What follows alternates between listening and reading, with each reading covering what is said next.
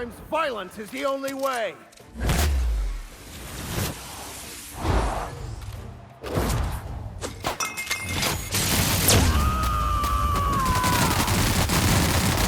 I am a storm!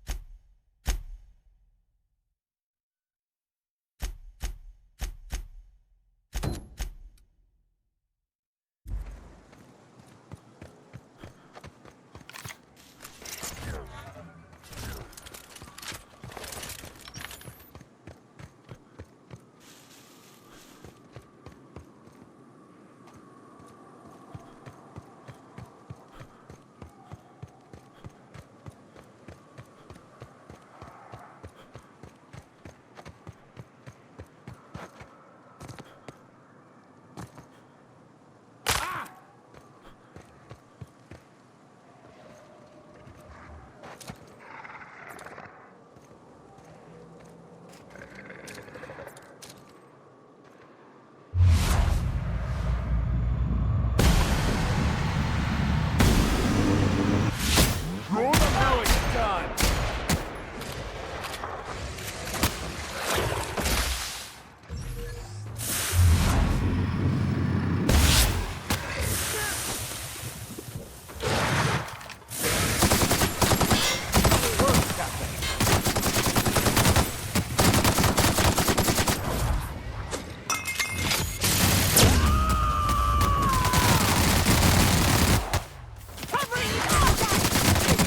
Here's a little trick I learned in prison.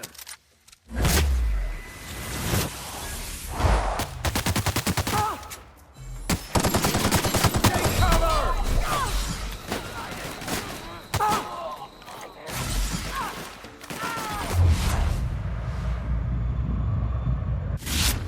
Destined to prevail.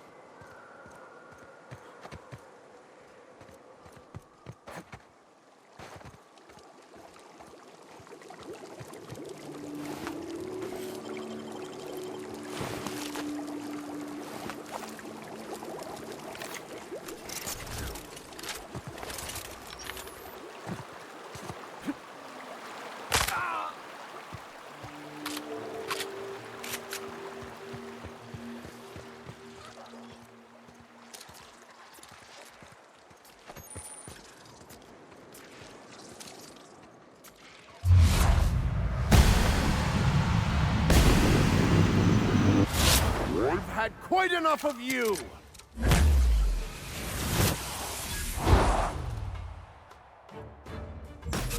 By the law, we are unstoppable.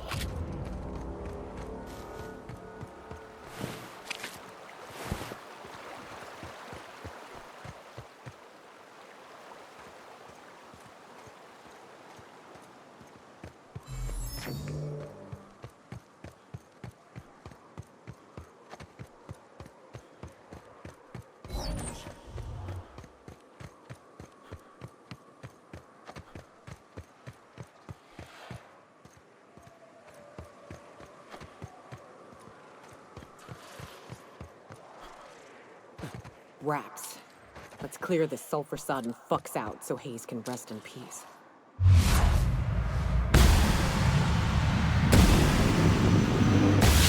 Here we go! Score, Cap!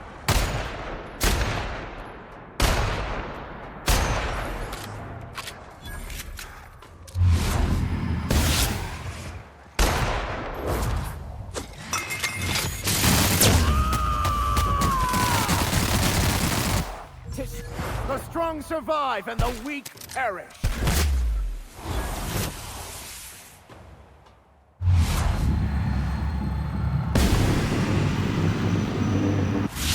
Here we go.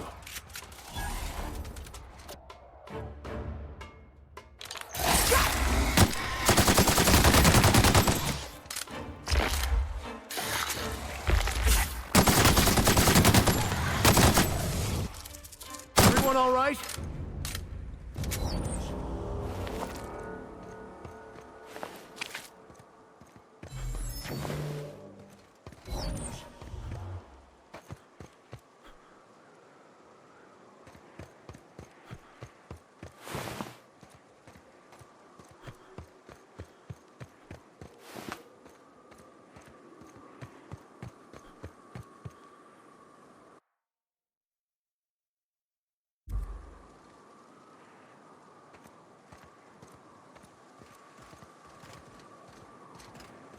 What's up?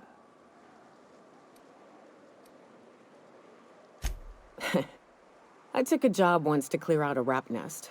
Partnered up with a fellow out of Fallbrook who called himself Dirty Don. Bit on the shorter side. Had a penchant for cards. Thing is, he introduces himself and the man is immaculate. Clean. He had a flowery presence to him. A pleasantness that didn't invade your space. He was just there and you were glad for it.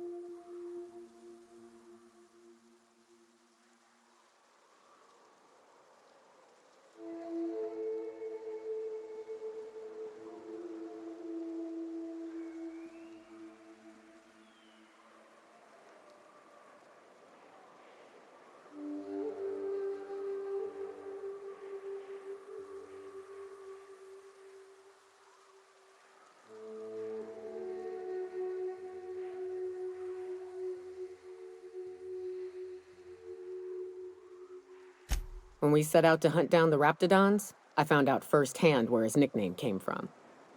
Dirty Don killed those Raptidons with his bare hands. His bare fucking hands, Captain. He was a whirlwind of grotesque primal fury. In the end, he stood drenched in blood over the entrails of a dozen Raps. If he had a scratch on him, I wouldn't have been able to tell. It was glorious.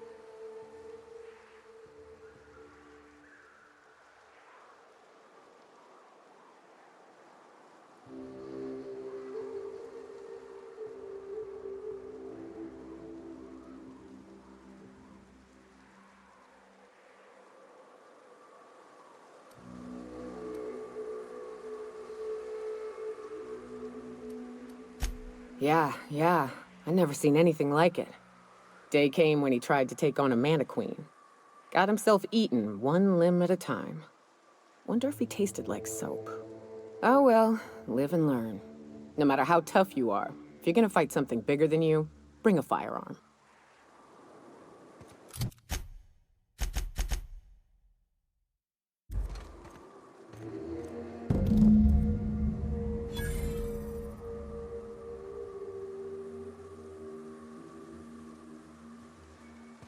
Hayes was the best self-sacrificing son of a saint I ever met. Halcyon is worse off without him. Now, if we're gonna lure the Manta Queen out, we'll need to find Rebecca and Anders. They took a UDL contract on Terra 2. We never heard from them again. Think it's time I call in a favor with Hiram. If anyone can track them down, it's him.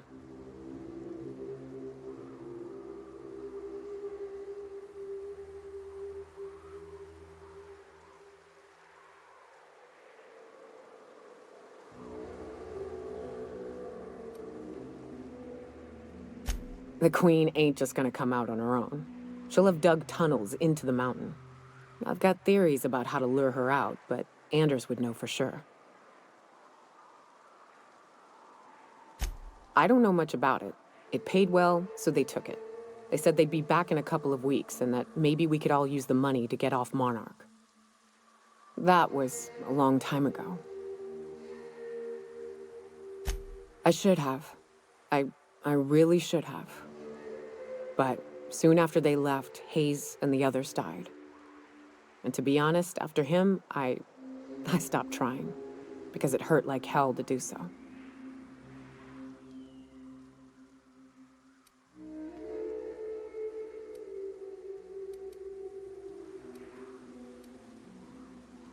Well, shit, I'm working on it, all right?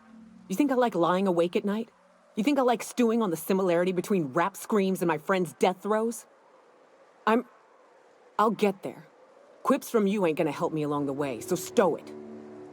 Now come on, let's make tracks before Hiram dies of old age.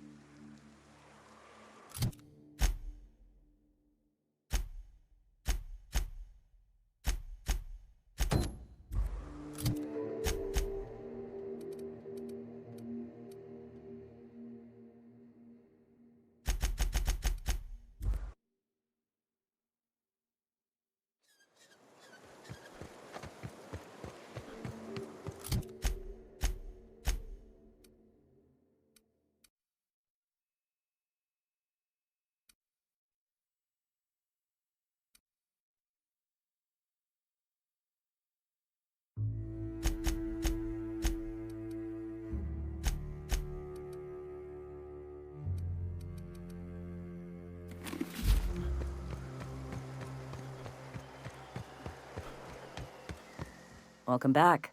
You find anything out there? Let's see. These are old. Looks like correspondences between the pirates. Some bits here, some there, some... Wait. This one's got the Amber Heights gate code on it. Just like the one I found earlier. And here's... a letter. Wait, this is from Graham. Oh, of all the... Captain, he gave them the gate codes.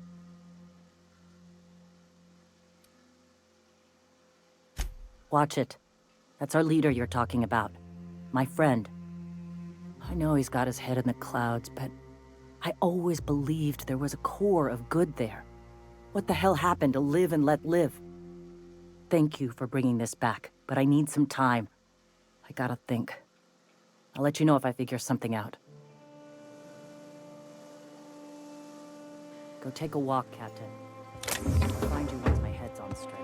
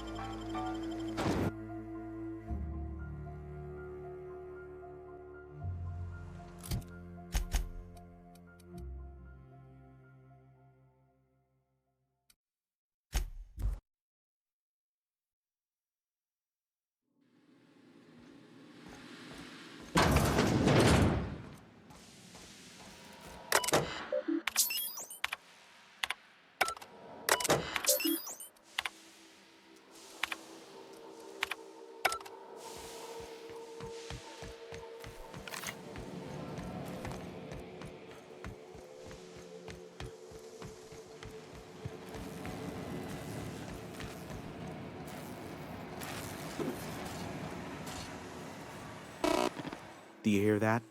It's the blessed sound of radio silence, which leads me to believe you have sweet, sweet news for me. Oh, great. I love doing pro bono work for friends. Aw, you called us friends. I'd normally entertain your self-aggrandizing delusions, but this time it's important. Important to you is not the same as important to me. Although I do recognize that you may have earned some goodwill during your months laboring for me.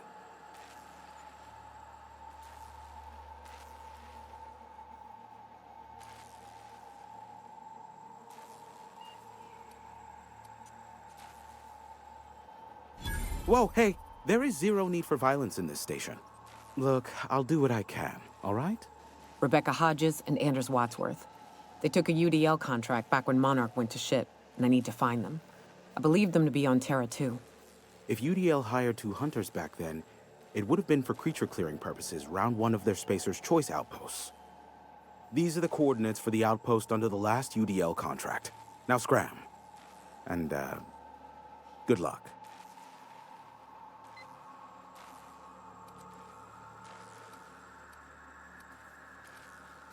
I may have a secret for you, for the right exchange. Ask me what you will.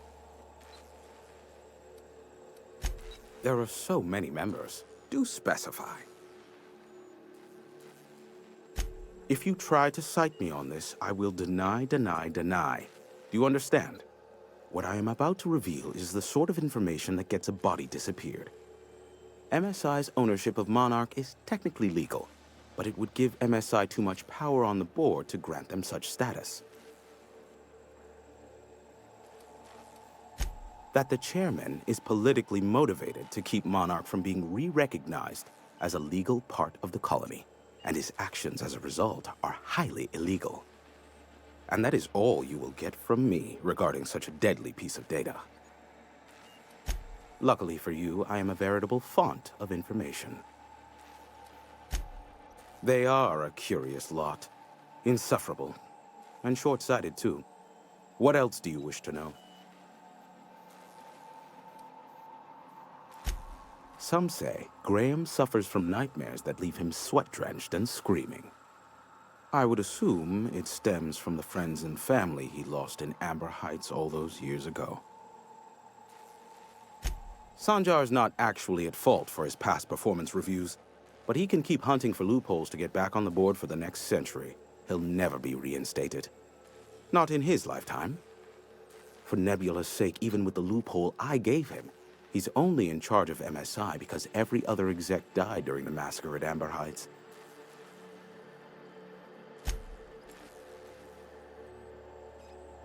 I gave Sanjar and Graham legal information that would allow MSI to own Terra 1 once the other corporations had abandoned the planet. The execs had their concerns, but before the matter could be resolved, pirates raided their homes in the night. You mean between MSI, the Iconoclasts, and myself? I bet neither of those megalomaniacs told you I was the true mastermind behind Monarch. Back when the colony was still Terra 1 and corporations were abandoning us left and right, I'm the one who approached Sanjar and Graham with the means to our salvation. I offered them a legal way to take control of the planet. If MSI were the only corporation here, they could claim sole ownership.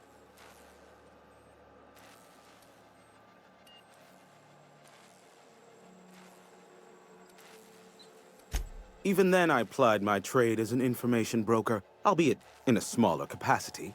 Of course, I demanded an exchange for the data. Thus, the bargain was struck. They could run MSI while I would operate Devil's Peak Station. Unfortunately, relations have soured over time. Competing ideologies. Graham believes Sanjar has become corrupted by the corporate lifestyle, that he is now similar to the original corporate executives they sought to reform. And Sanjar has learned the hard way that Graham is quite morally gray. Luckily for you, I am a veritable font of information. Not much, admittedly. Phineas has been in hiding for the past 35 years. He got in touch with Nyoka first, who I use as a physical go-between. The rest is history. As far as what's between us, I mean. Outside of that, Well, that's a Raptidon of another color. I do know this much. There is a sharper side to the good scientist than you'd expect. If allegations are to be believed, the experiments he conducts for the greater good are in fact treasonous and for self-gain. I am not convinced as to the validity of these allegations, considering the source, but I am also not unconvinced either. Luckily for you... What? No. Why would I go out of my way to intercept messages from Earth? There's no market for them. No buyer means it's not worth my time. Now, if you wanted me to intercept a certain one, that might be worth it for the right price. How low you seemingly regard my trade. Yes, indeed. I am back in business. But before we get down to it, might I ask how you handled the problem? In the end? Does it matter? Job's done. Is that so?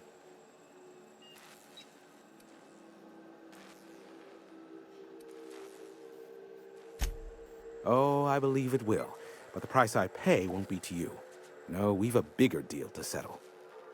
I don't doubt that you are working with Phineas, but my contract specifies I relay any acquired information to the purchaser, and to the purchaser alone. However, to send the data, I will need your assistance in cycling the antenna's receiver, so I can input the needed adjustments.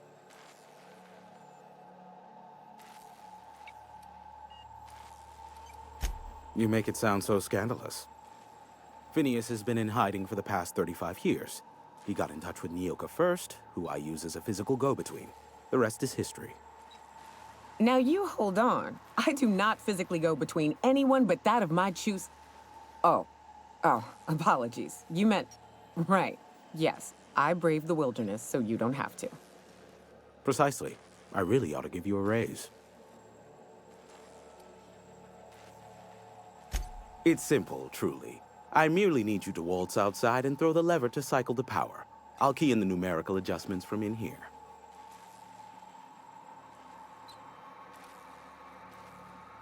Eternal, no. What is wrong with you? Who would ever design something like that?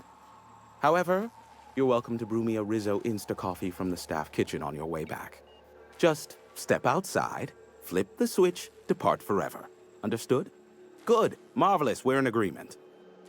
This is why I stopped helping out around here, you know. It's always throw this lever, shoot that marauder, save my life. Just one thing after another with you. We're almost done. Let's finish this. Terrific.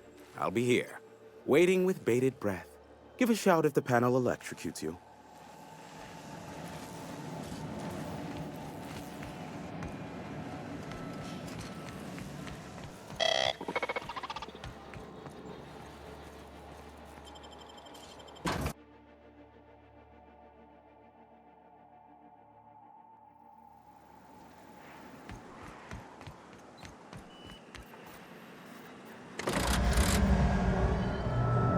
Testing 1, 2, check, check.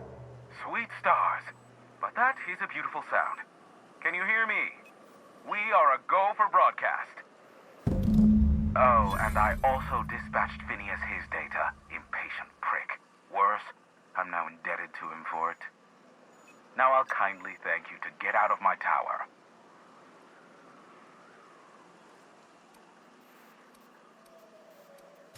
Look, I am well aware that at times I may have the tiniest iota of a prickly exterior, but I must admit I have grown rather fond of you.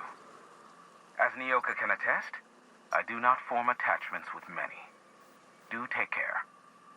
Why, he told us to leave without flinging insults at our persons. He really does like you, Captain.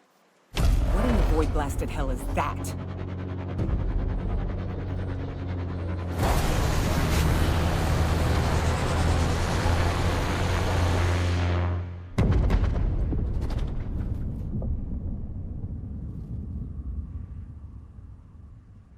Black holes! Did you see that? Looks like a UDL ship. Based on the gunnery attachments, I guess it's one of the board's blockade enforcers, but don't cite me on that. Oh well, a pity for the crew, but I can't see how it affects me. Hiram?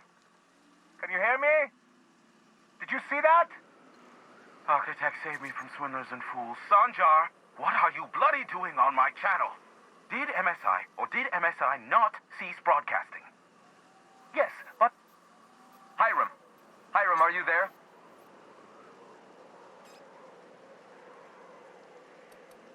Allow me to save you the trouble as I fling myself from this tower. Ah, the good captain. The truth brings us together once more. Our salvation has come crashing through the stratosphere. We need only collect its weapons. Are you mad? That's a UDL gunship. You'd probably shoot your own toes off. Par for the course, really. You should do like I did. Get out while you still retain a shred of sanity. We could use the gunship's armaments to defend Stellar Bay, but we need its targeting module. Our message is so close to breaking free of this planet and spreading to the stars. Help us secure that module and we will save our colony. Listen, I don't care a single whit what you do, so long as you leave me out of it. Which means, get off my void damn channel. I'm more than finished with you lot.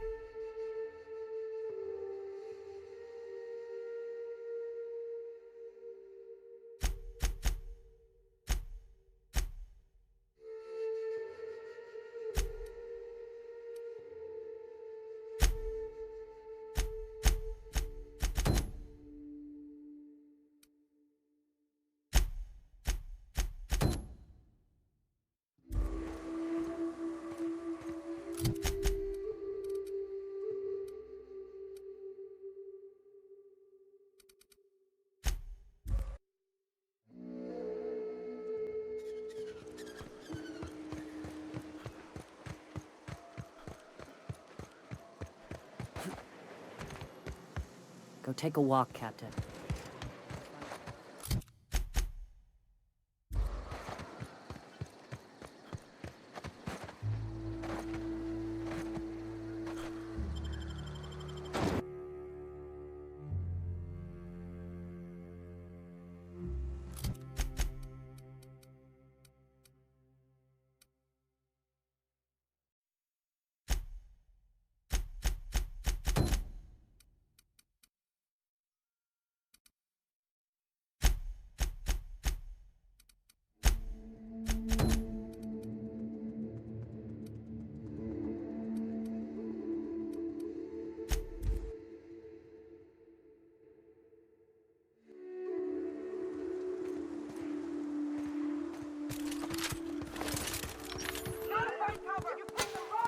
Understood. I'll keep my head down.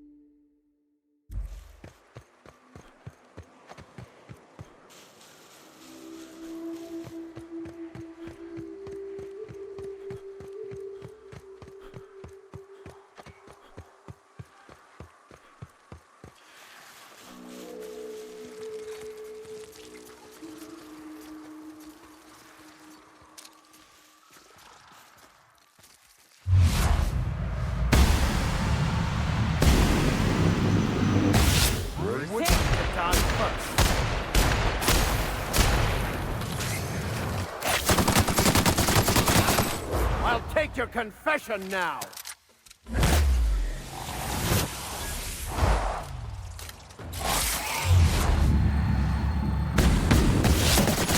Kill.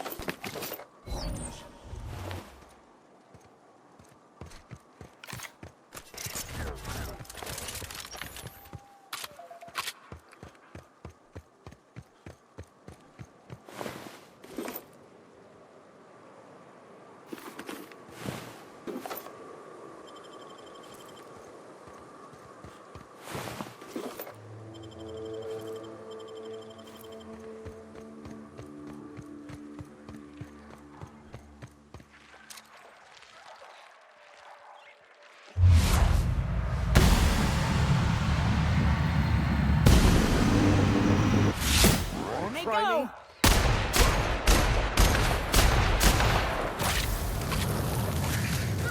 May the law have mercy on you. I won't.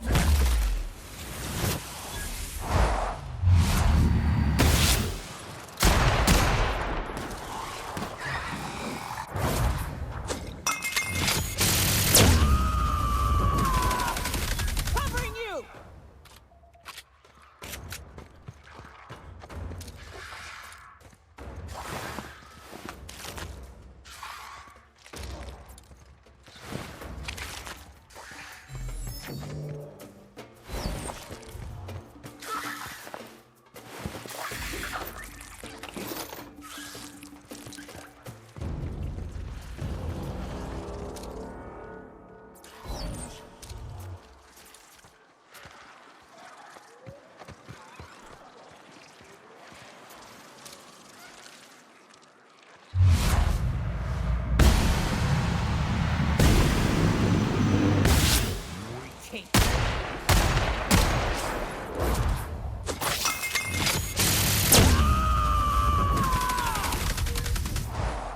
I smite you in the name of the law. You were destined to die.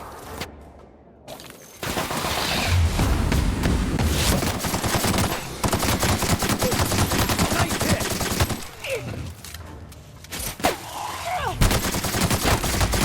The last of them.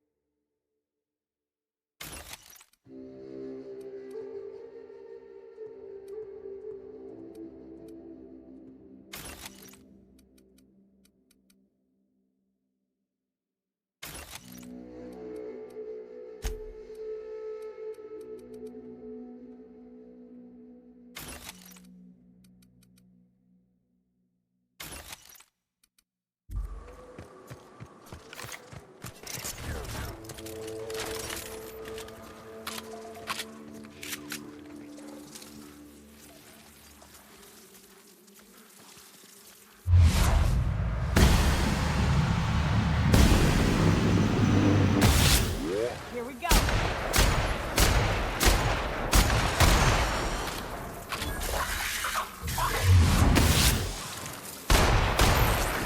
Never anger a man of the cloth.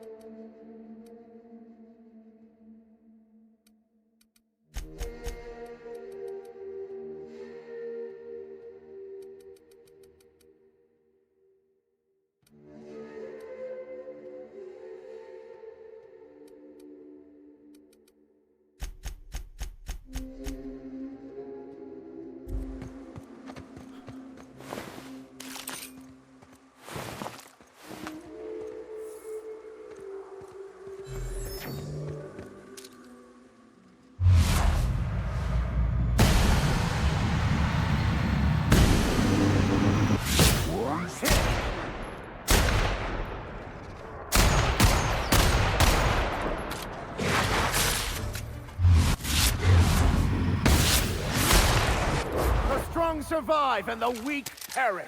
Nice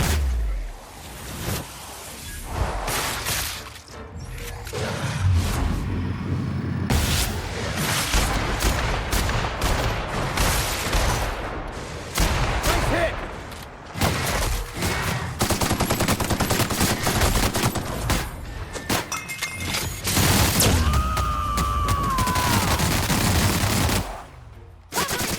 I never had any doubt we'd prevail. Fight like that still gets the blood pumping, though.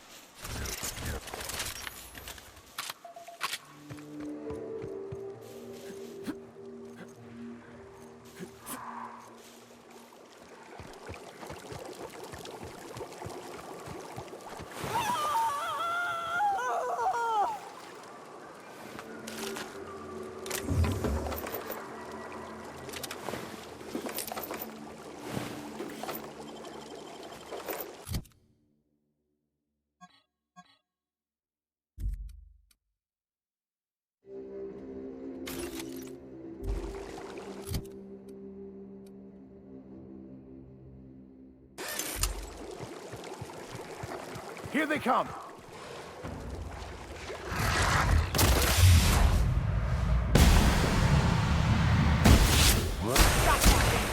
I'll take your confession now!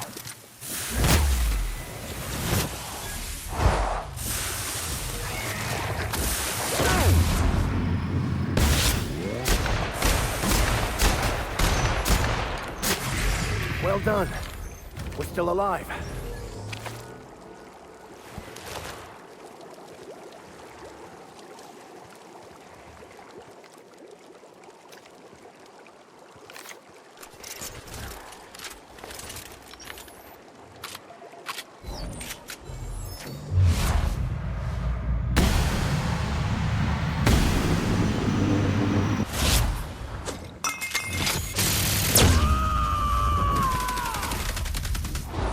To shreds, you say? Truth shines on us today.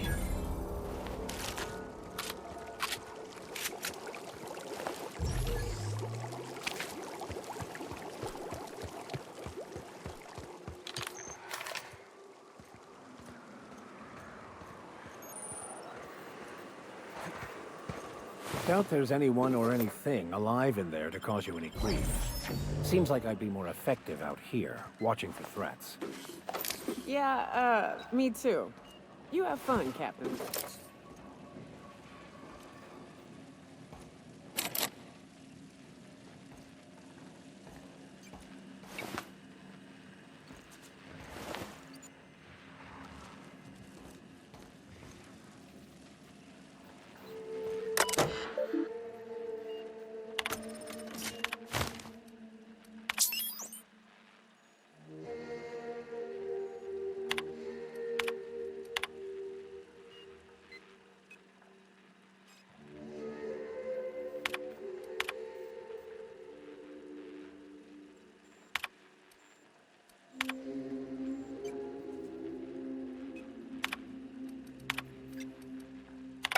Hello, my name's Jen.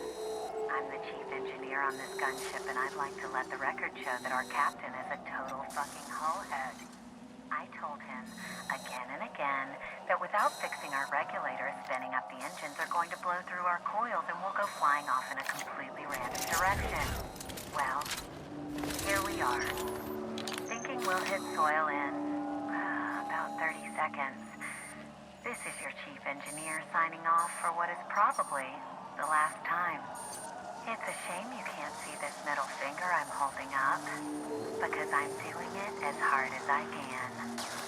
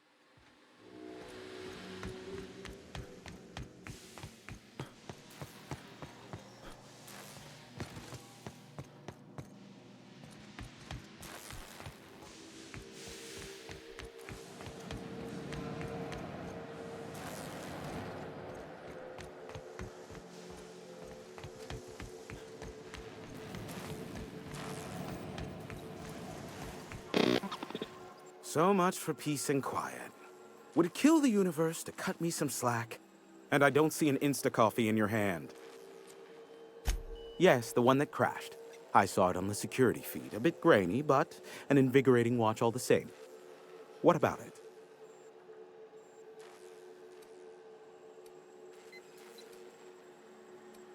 Not surprising, replacement parts are rare, so the cost of even a simple repair can exceed an arm and a leg.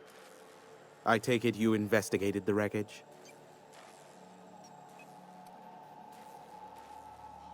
Don't guess the captain would have quite pegged the price of disrepair being the cost of their lives, but these things happen. A shame. I would have enjoyed investigating the mystery further.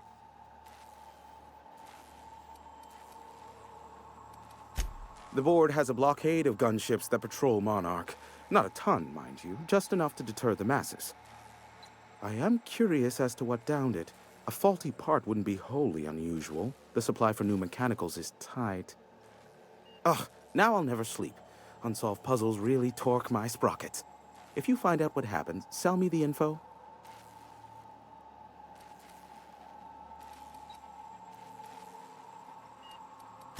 I fear it's a sad day when you've resorted to asking me for advice. Sanjar's about as deadly as a spilled can of lead paint.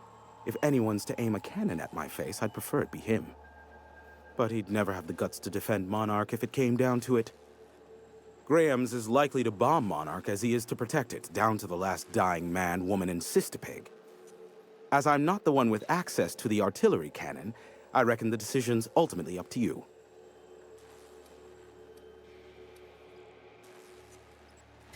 Me?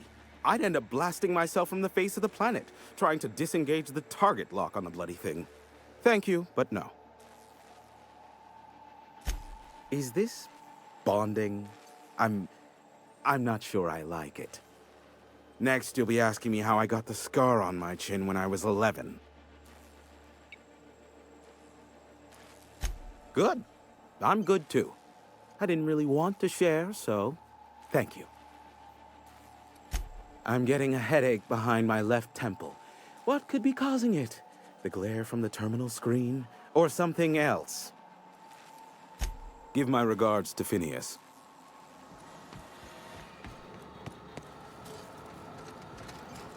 By verity, by strength. What are we contemplating today?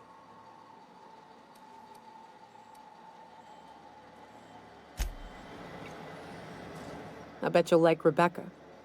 What's up? What's with the pleasantries? You want to know something? Just ask. Yeah, at first we all thought it was about damn time. I don't know if you've noticed, but Monarch ain't exactly easy on the spirit. Then it got uglier than a rat eating a sour grape.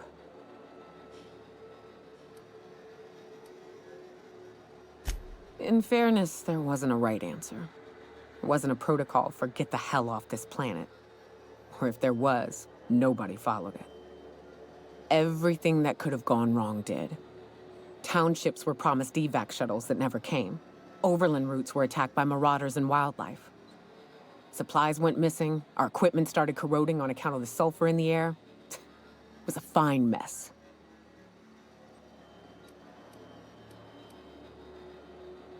I don't know, but at least we'd have money to back us up. Supply shipments, food that we don't have to hunt down. Look at MSI, they're getting along fine. I have to think the Corps could have made it work if they'd reprioritized.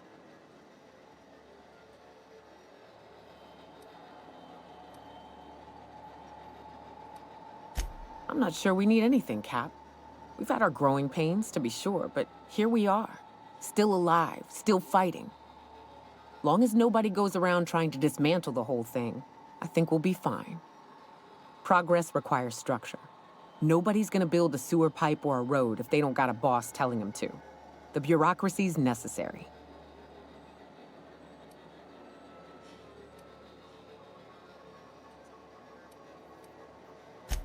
Yeah, well, I ain't. No matter how many times I find a spot in the woods to do my business, I still miss toilets.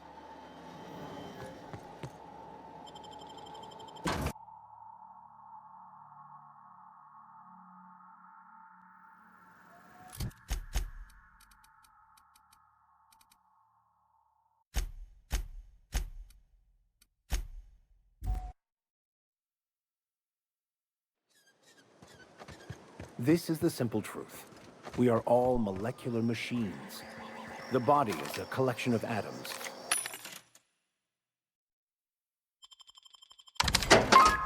The mind is a consequence of chemical reactions. Therefore, our lives are predestined along a path that is only visible in retrospect.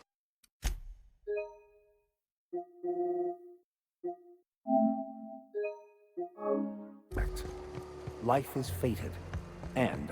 Captain, we should chat. Graham's got the right idea, but he isn't the right guy to execute it. I don't even think he's motivated by philosophism anymore. I think he's just guilt-ridden. Let's be frank here. He's an unhinged charlatan. You're not wrong, but get the hell off your high horse, preacher. This ain't exactly easy for me. I can't believe I'm even saying this, but I keep going over and over it in my head, and the only way I see the Iconoclast surviving is we depose him. Yeah. Hell, most of our people listen to me already. I thought so, but now I'm not so sure. Graham's always saying that what will be, that we're all here for a reason. Maybe his was to teach me to lead, and maybe mine is to save the colony where he can't.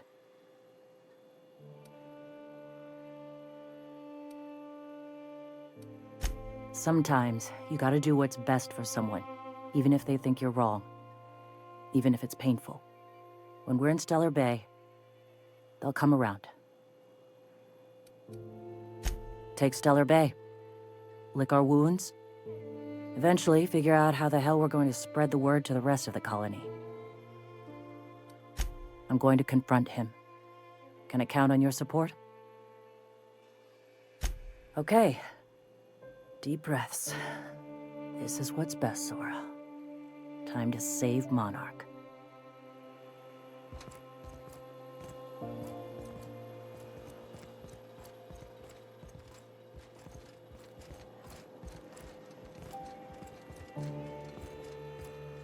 Captain, you must be back with the access codes to our new ship. Graham, we need to talk. We have work to do. This isn't the time for one of our spats.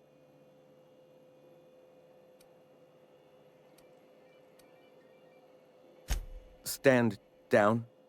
I'm afraid I don't understand, Captain. You're running the Iconoclast into the ground, and I don't believe it'll get better after we take Stellar Bay.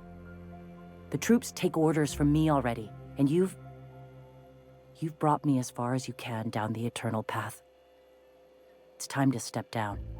The troops. Listen to you. This isn't an army. They aren't soldiers. They're believers. Followers. They pick up a gun because you tell them to, not because they want to. And you, Captain, after all you've done for me, for us, you throw behind this mutinous blasphemer?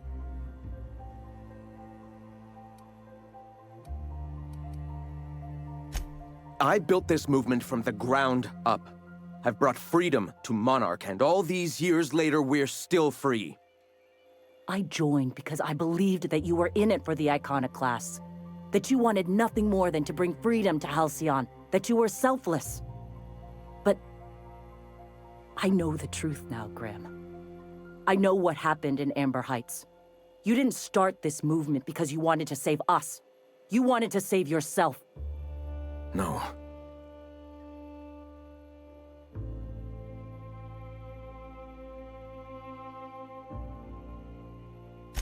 I've spent years atoning for my sins. I've studied, meditated, taught. I built the Iconoclasts so that any man could cast away his past for a fresh start. That's your answer, Graham? You needed a fresh start? After all those innocent lives? I'm sorry. I believed in you once. I did. But it's over. Stand down. I won't. What happened back then was a mistake, and the colony has moved on. This is my movement. These are my people. If you want to lead them, you'll have to kill me. Please. Don't make me do this, Graham. If this is where my path ends, I accept it. But as long as I draw breath, I will not abandon them. So be it. Incoming!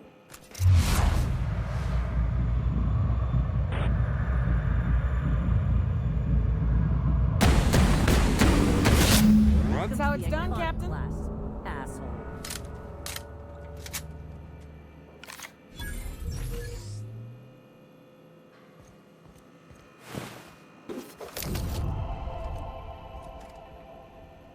Well, Captain, here we are. Killed a lot of people in the name of the Iconoclasts, and it never feels right. But this time, it's especially wrong. You've got the... Void, help me. I'll never remember what that thing is called. The device from the ship. Do you have it?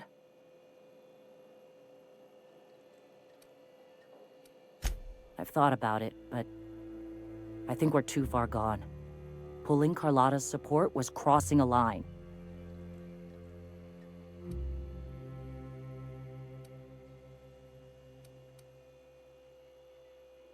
That's not exactly it, but you've got a point. I've lost a hell of a lot to this fight. Graham would never agree to this, but I'm starting to realize how often he led us astray. All right. If he's willing to talk, I'll give him a chance.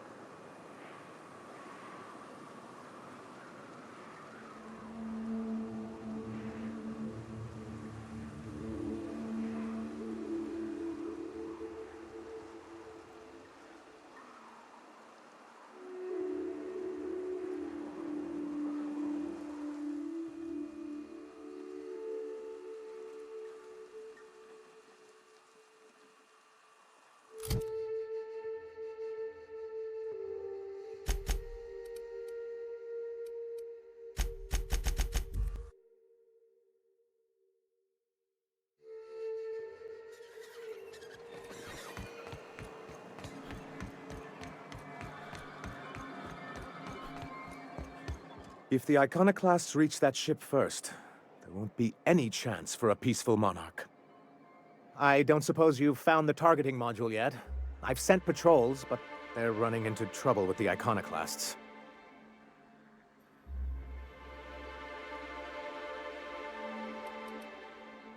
That's surprising. The board's equipment is usually in top shape. After all, they have first access to any fresh parts or components. Agreed. This is mysterious, to say the least.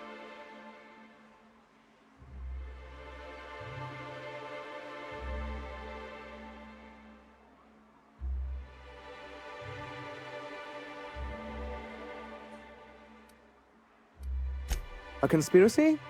You've spent too much time around Graham.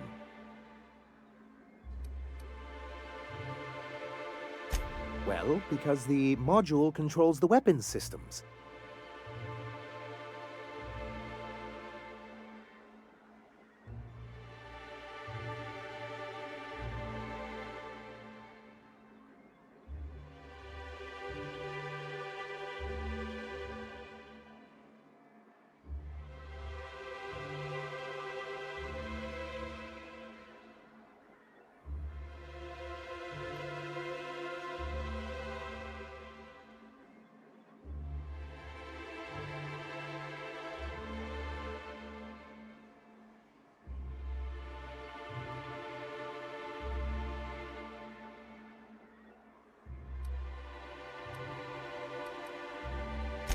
Because once we mount them on Stellar Bay's walls, no Marauder or Raptidon will ever be a threat to us again.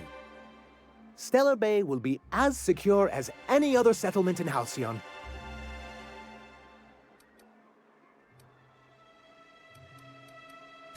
The board's own Salvage and Recovery Clause 32B would say differently. And they won't dare challenge us over this. Not after the data you found on their experiments here. Good, because we haven't a moment to lose. They're all mad! And what's more, they left us! I don't see any way for us to work together.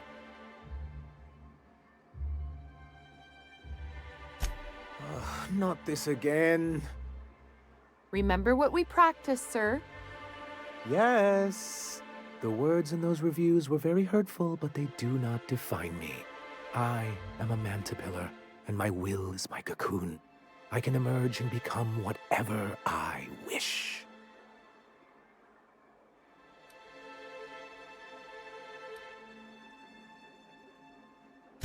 Normally, I'd find this kind of talk from you quite invigorating. But this is a difficult moment for me. Still, perhaps you have a point. Supposing you're right, who exactly would you have me work with? The iconoclasts are not the most compromising sorts. That's an interesting suggestion. I confess I don't know much about her except that she worked for Rizzo. There ain't a body on this planet that can keep a group patched up like she has. I don't know how she does it. I'd be willing to consider it, but I need to see her review first. One can't be haphazard about these things. Besides, if you think her skills will complement mine, then we should see what those skills are. Excellent. Her review would be in the Rizzo offices in Cascadia. Bring it to me, and I'll see if she's qualified.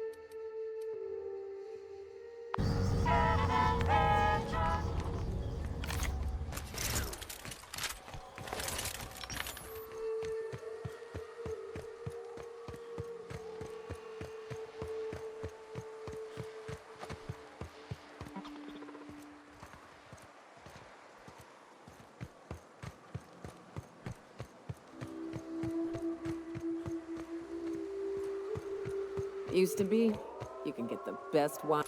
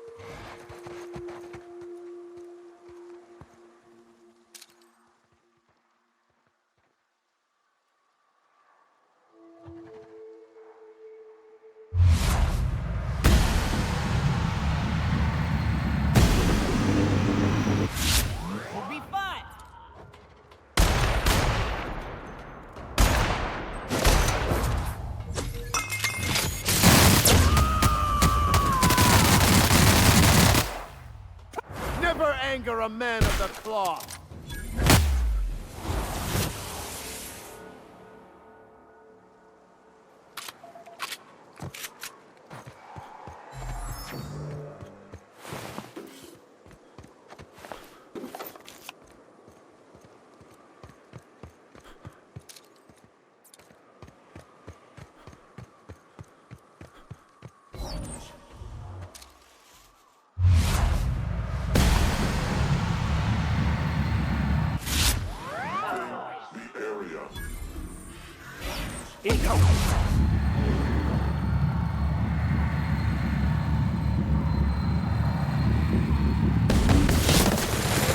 Done for. I smite you in the name of the law.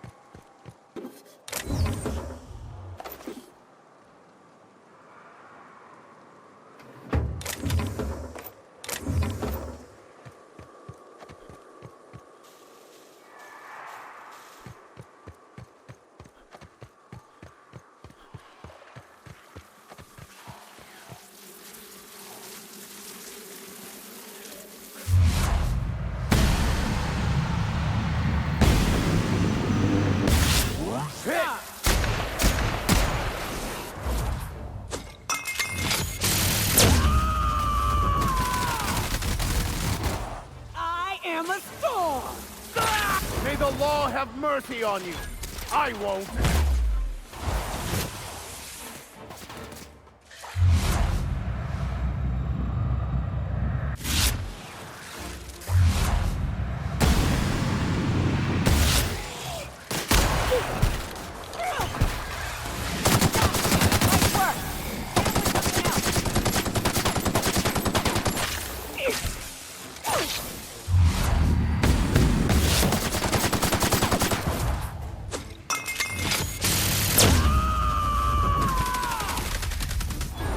To shreds, you say? Nothing like a good tussle.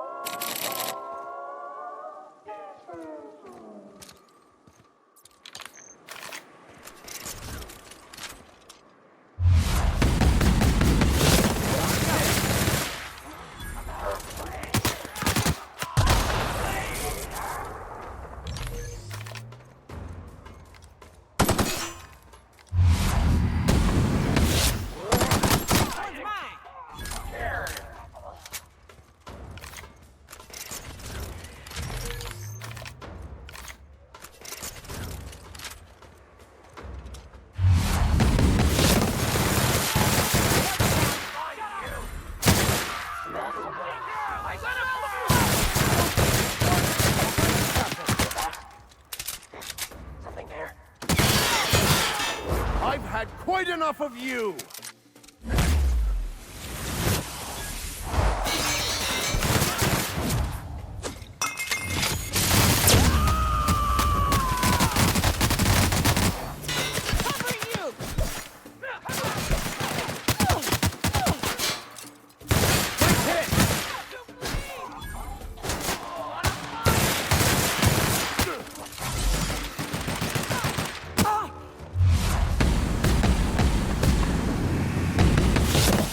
The last of them.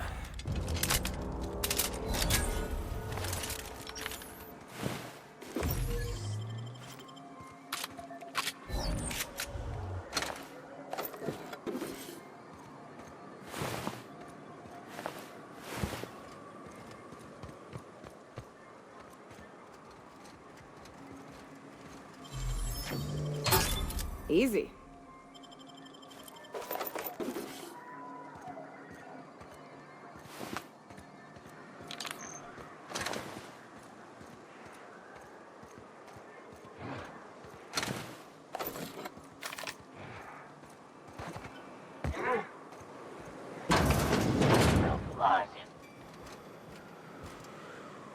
Incoming!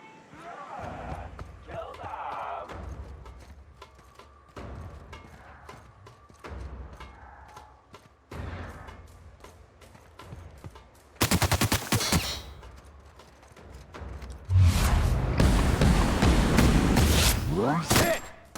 Sometimes violence is the only way!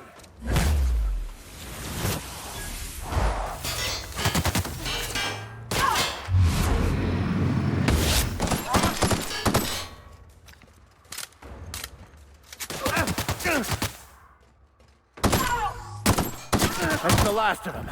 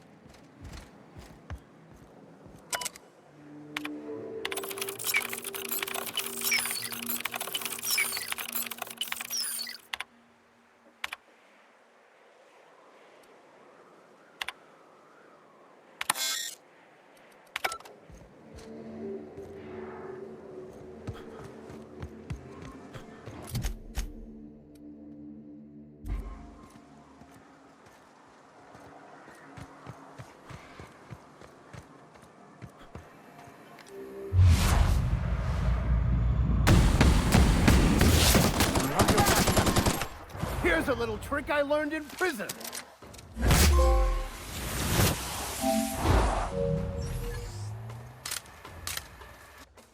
I smell blood!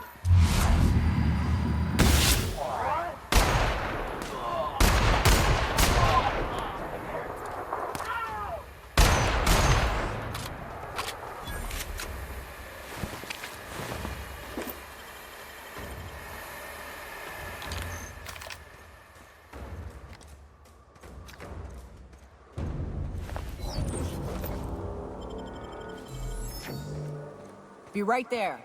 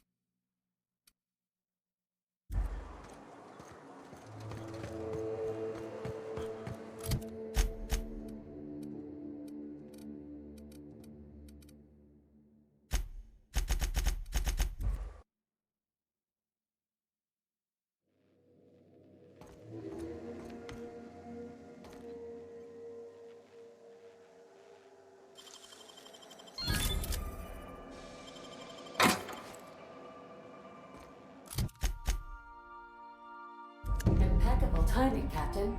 I was about to watch.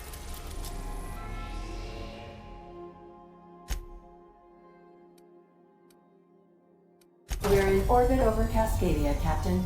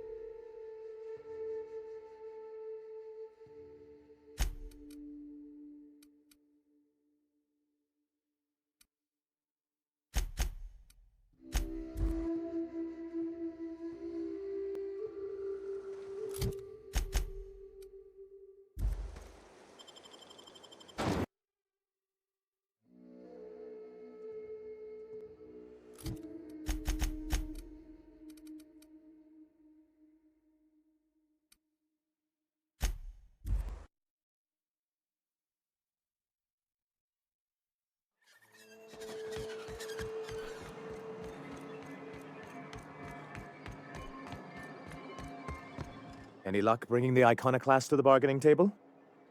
I don't like the idea that they'll be trying for that module while we delay. Very well. I can't promise anything, but let's see what we have here. Well, it seems like she's actually very qualified. If it weren't for her, I'd wager the iconoclast would have died off a while ago. All right. I'll have Celia organize a meeting in neutral territory, the old OSI church in the ruins. Meet us there, and we'll discuss terms.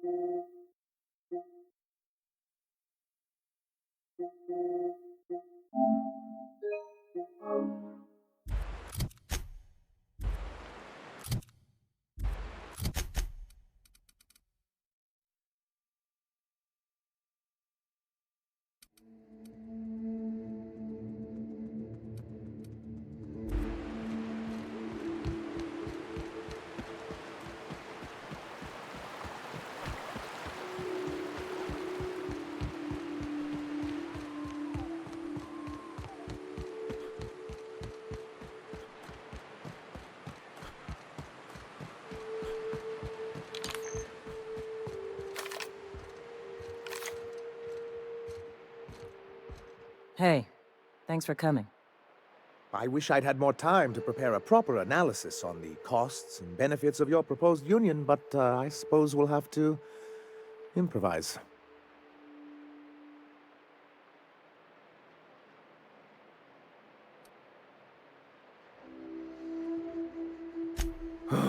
This is very hard for me. We're here to see that the negotiations go smoothly. Sanjar, Stellar Bay's got food and walls. And my people need both. If you'll have us, we're willing to share the space. Do you have any idea what that would cost? Why, drawing up the budget alone is going to take weeks.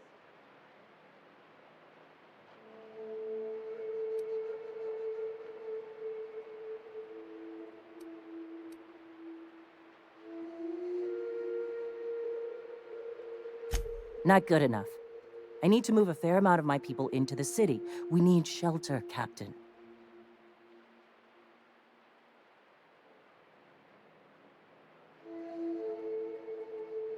Suppose some of our healthier folk could offer aid. Some of us need to stay in the city proper, though. I don't see why that couldn't be accommodated. Truly, a compromise? I'm not sure I'd ever have heard as much from Graham. Graham was a murderous fiend. And I'd be shocked if you didn't already know that.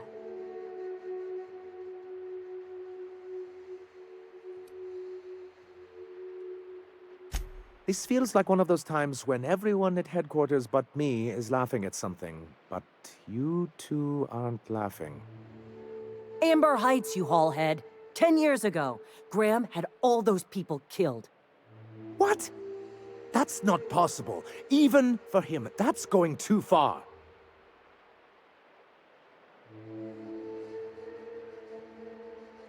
But that means I had no idea, I swear. Look, we were both fed up with corporate leadership, but I never guessed he'd do something like that. The innocent of heart are often blind to the guilt in others. You can't take bureaucrats at their word. You back someone into a corner like this, and they'll say anything to get out of it.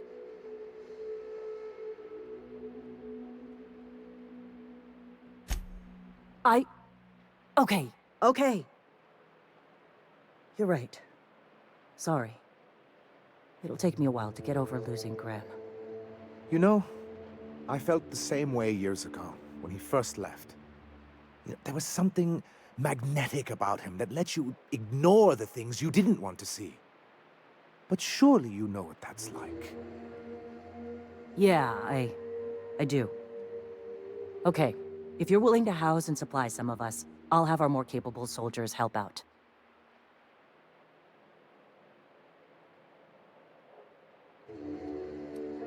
Oh, I'm sorry, but I'll need to sign a physical contact waiver first. Thanks for coming out, Sanjar. Guess I'll see you at Stellar Bay. Gotta be honest, Captain. Never thought I'd see the day. You've done a good thing for Monarch here.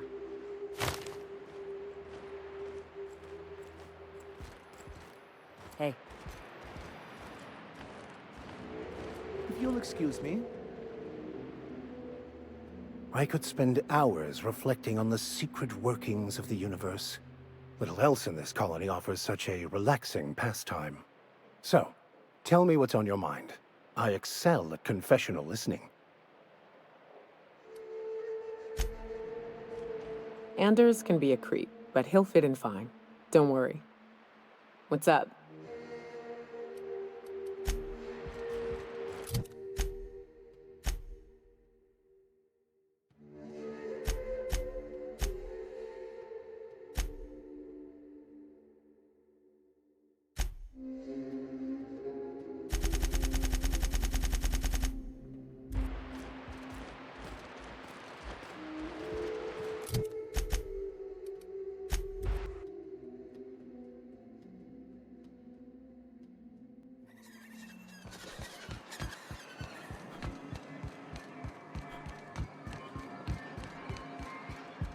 I must thank you for your excellent recommendation regarding Zora. She's most capable.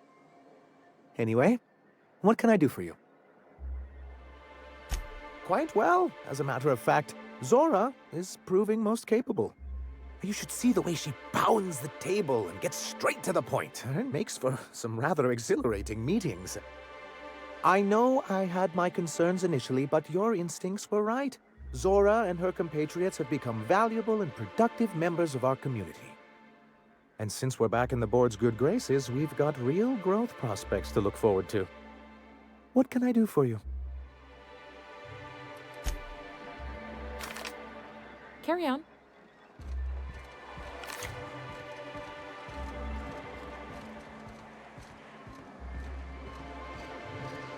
Well, well. The only new folk I ever see in town are sublight runners from Fallbrook. But you don't look like one of Catherine's. What can I get you? All sales are final, unless you threaten me. I'm kidding. Don't threaten me.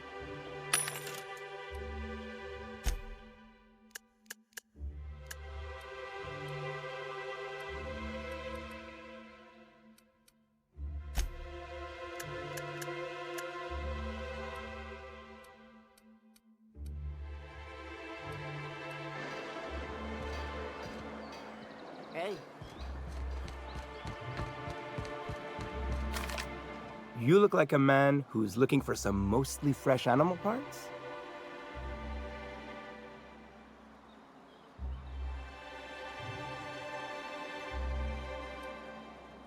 He came to Stellar Bay years ago, just before the board cut us off. Ended up stuck here. He was always real interested in our monsters. Mantiqueens, especially. I kept telling him he was a fool for chasing Mantiqueen tail. Anyone looking to get familiar with a queen is liable to become the bitch's supper. Oh my. Well, I hope he's all right. Haven't seen him in a while. Who wouldn't be?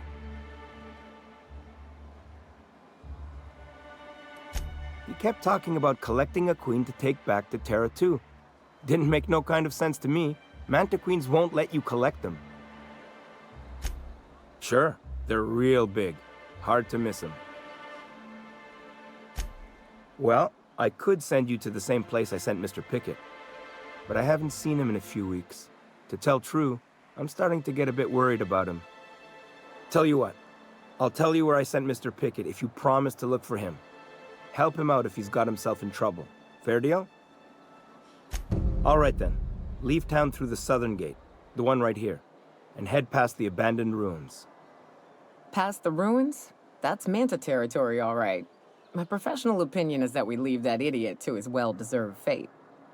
Last Mantiqueen I saw was in the wilds out that-a-ways. Could be Mr. Pickett still out there, too.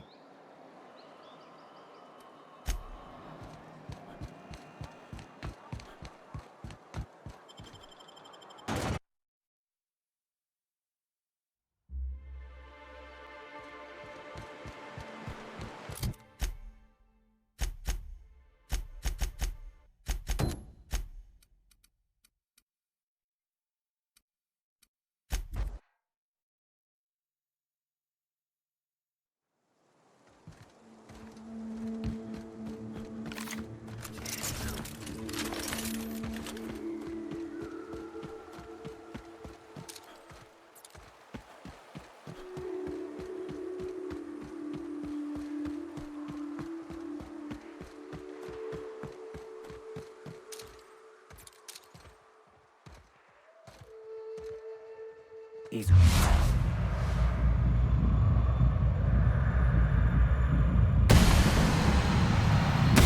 Opening fire!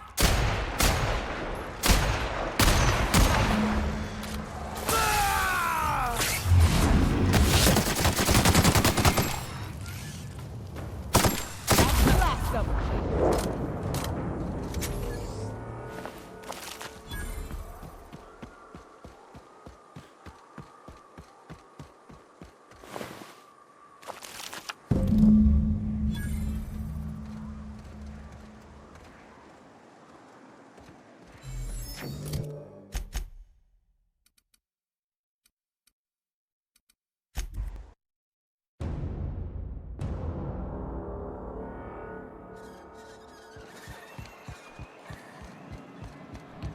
You look like a man who's looking for some most... He'll probably be wanting it back. You see any sign of him? Funny place to leave a journal. But what about Mr. Pickett? Mysteries of the universe, I guess. So this journal is all he left behind? Seems like I ought to read it. Looks mighty long, though. I bet she'll like that. She's real enthusiastic about all sorts of monsters. In any case, I appreciate you tracking down Mr. Pickett for me. Here's some bits for your trouble.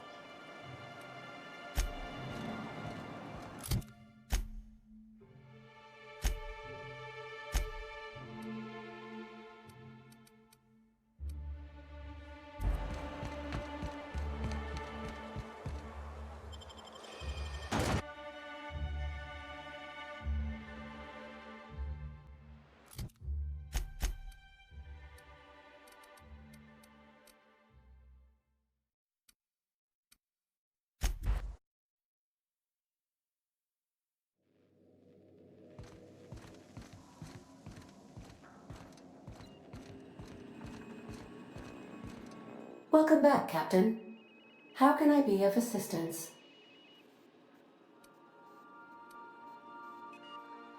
Forgive me, Captain. I would rather not discuss Alex Hawthorne today. I am feeling discombobulated. Was there another topic on your mind?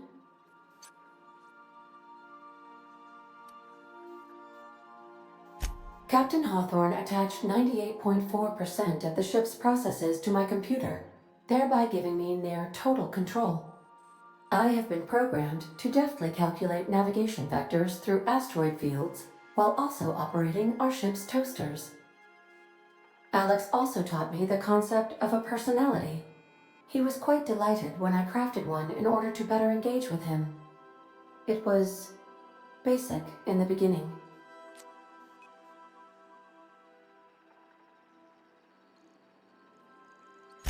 The information in my memory banks says I am an autonomous digital astrogator, created by, redacted, on the date of, redacted, for the express purpose of, redacted.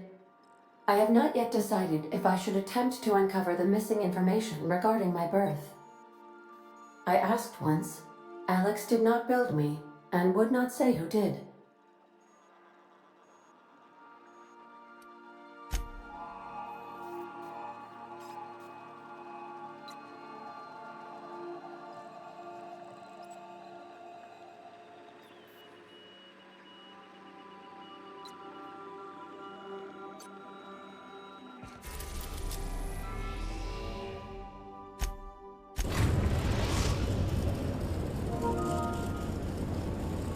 Now arriving at Phineas's top-secret orbital lab.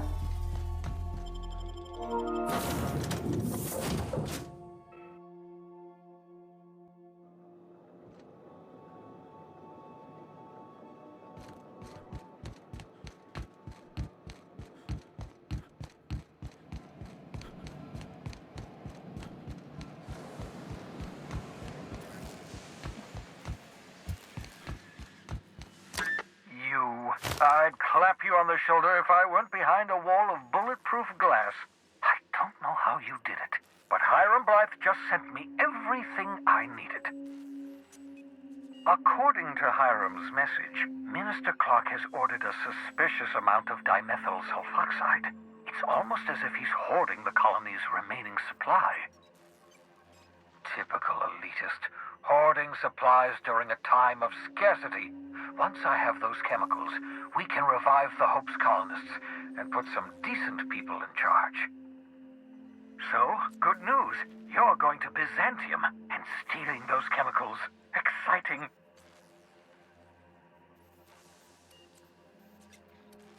Aloysius Clark, Minister of Earth. Virtually every colony requires the presence of a Minister of Earth. Clark is complicit in every one of the board's crimes. Whenever the board issues some new decree, you'll find Clark's signature on the dotted line. If I had time and several blackboards, I could explain the details to you, but to put it briefly, dimethyl sulfoxide is the reason you're alive today. The chemical is absolutely essential to reviving the Hope's colonists. I need you to steal as much as you possibly can. The more, the better. If you don't bring me enough chemicals, I might not be able to save the Hope's colonists, and then nothing will stop the board from destroying this colony. Ah, yes, the details. I'm not about to ask you to rampage through Byzantium trading bullets with the board's agents, we'll have to resort to subterfuge. Carmen Imagawa. She's my contact in Byzantium. Meet her at the docks. She'll have all the necessary intelligence you require. I'm giving you my old nav key to Byzantium. You'll need it to land in the Golden City. Remember, you're looking for dimethyl sulfoxide. Big green bubbling vessel with a warning label. I'll take as much as you can find.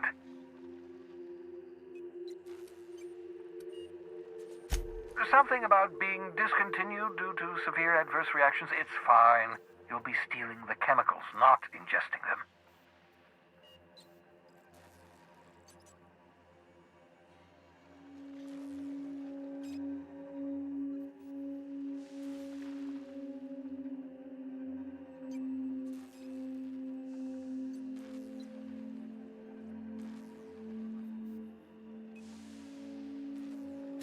You can trust her if that's what you're asking. Imagawa is the finest special agent in Byzantium that money can buy. My money, anyway.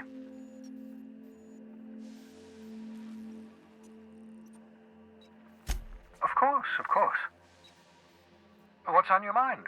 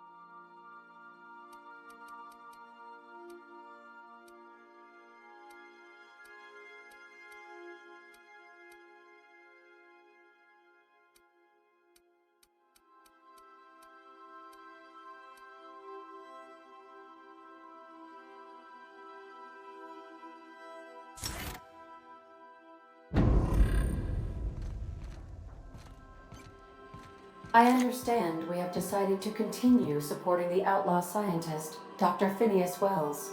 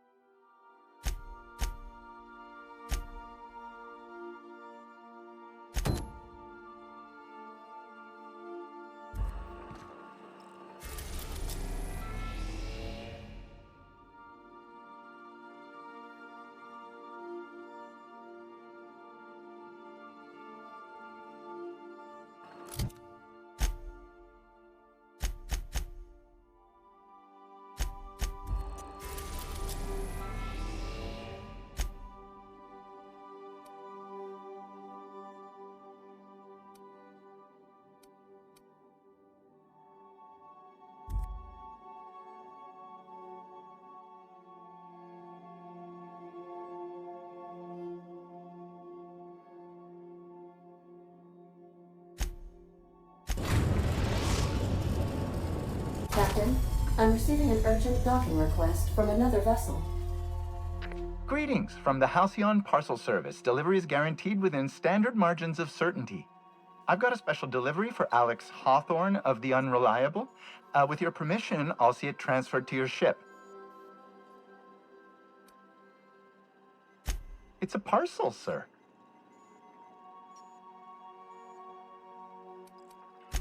A parcel is a shipment wrapped and prepared for delivery, sir.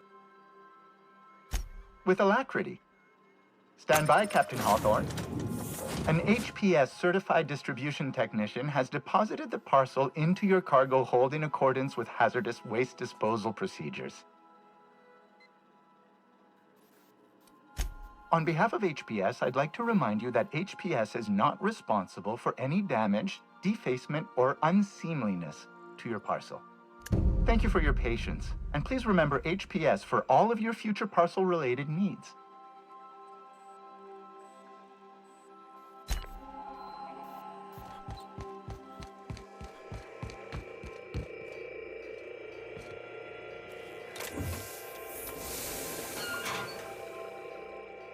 Hawthorne, if you're getting this, something's happened to me. Got mixed up in some shady business on Gorgon. Should have known better. But I landed on something big. And now this job's an itch I can't stop scratching.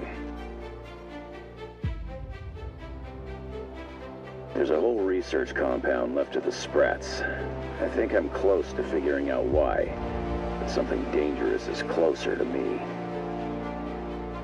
Got the job through one Minnie Ambrose. Top runger who just came into some money, was offering a hefty bid card for qualified help. Trust me, her money's good. Talk to Minnie. Take the job.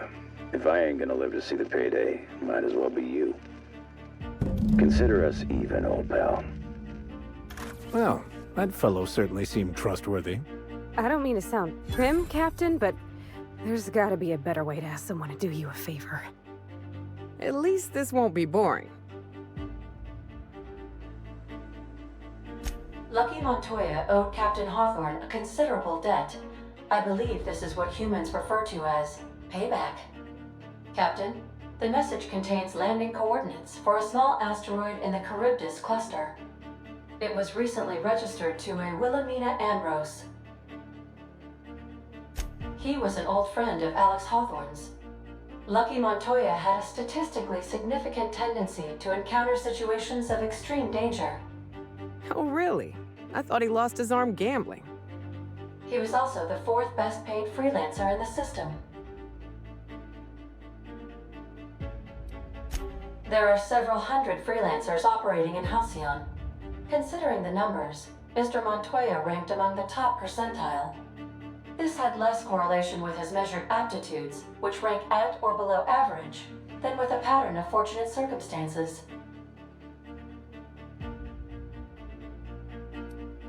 Based on the condition of the limb, I calculate a 92.7% chance that Mr. Montoya expired from his injuries. There is what humans colloquially call a sprat's chance in a mantisaur's den. That is a very low chance, Captain. I have transferred the coordinates for Ambrose Manor to your navigation terminal. We can travel there when you are ready.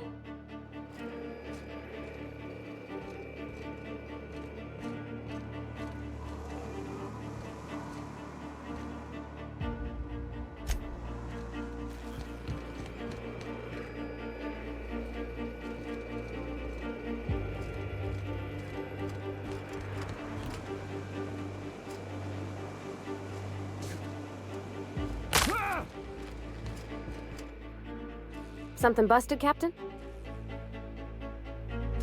It's a shame about what happened to that lucky fella. Maybe finishing what he started will help put his spirit to rest.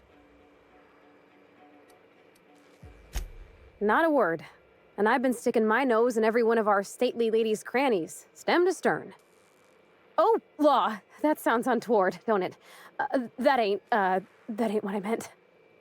Point is, Captain, Mr. Hawthorne left all kinds of scribblings behind panels and under consoles, but ain't a lick of it mentioned Mr. Lucky.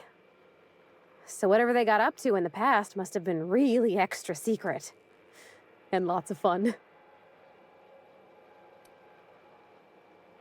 It sure is lonely out here on the edge of the colony. Anything could happen. And ain't no one gonna come to help us. Alrighty. You change your mind, you just holler. You know, whoever wired this ship up had no idea what they were doing.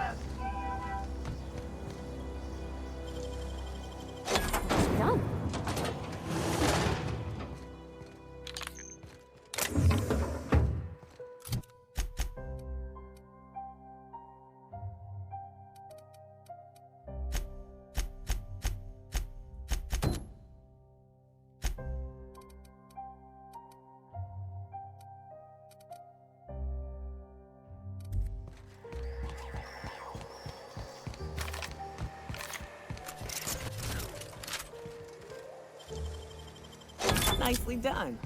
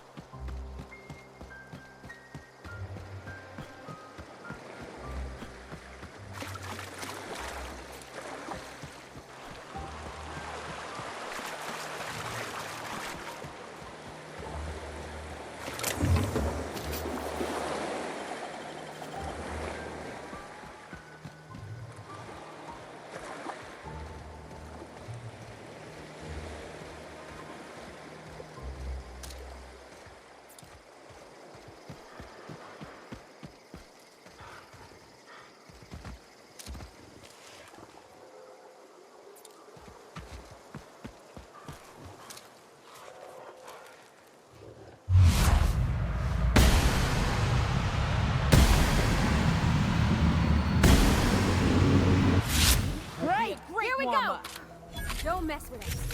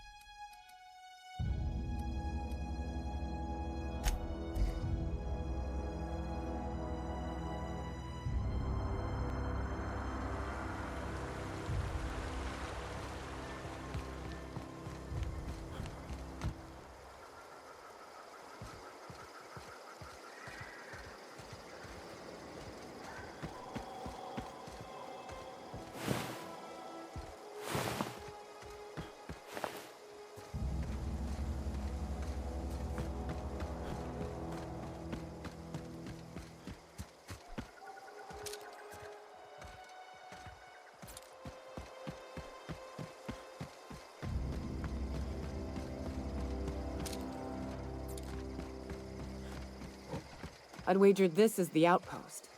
Rebecca! Anders! Come on out!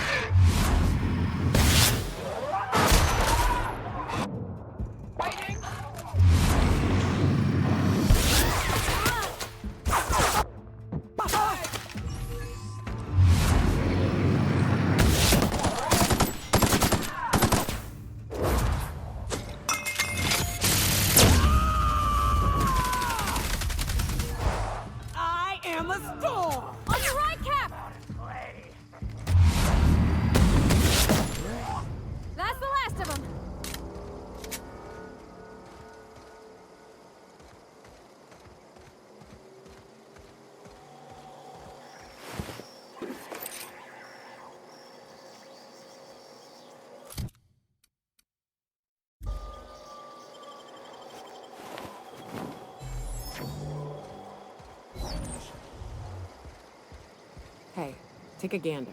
The door's busted. Huh. Rebecca taught me this once. You can jerry-rig these old locks so as they don't open anymore. But we've only ever done that if we're in a real bind. Here, I'll fix it. Oh no. Oh no. What did you do? Oh, Myoka. I'm so sorry.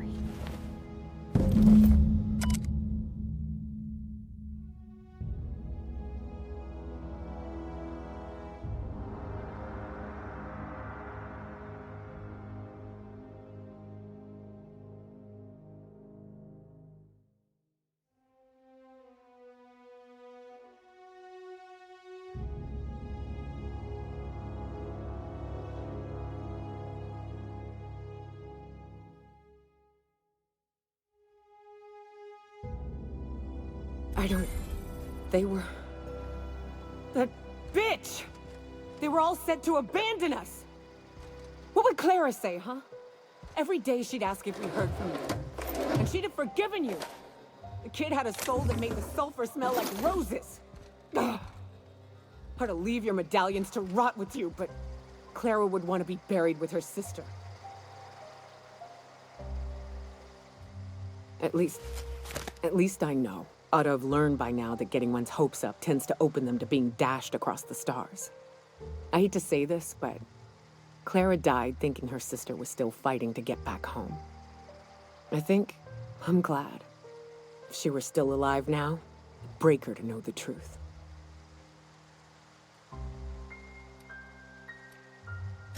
Only thing left is to take these medallions home, which means figuring out how to bait the Mana Queen out of our old base. The most pissed off I've ever seen a queen was when a foreign species was on her soil. I'd wager the stench of a primal might do the trick.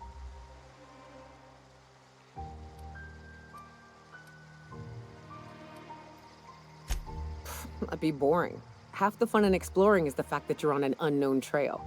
I've never had the pleasure of hunting primals, but I hear they're all over Scylla. Let's tear a few apart, shall we? I'm sure they've got pheromones. Everything does.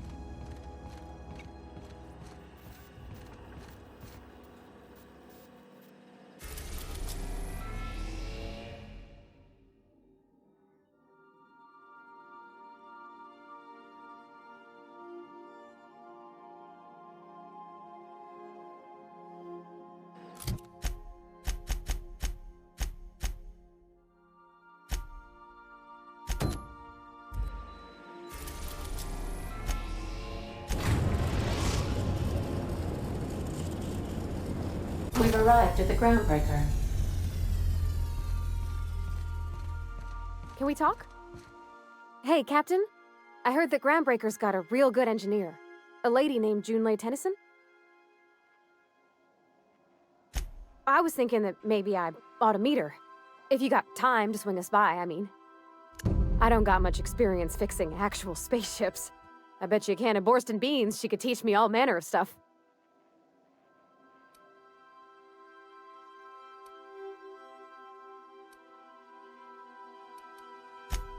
I abso-surely can. I'm a passing fair mechanic.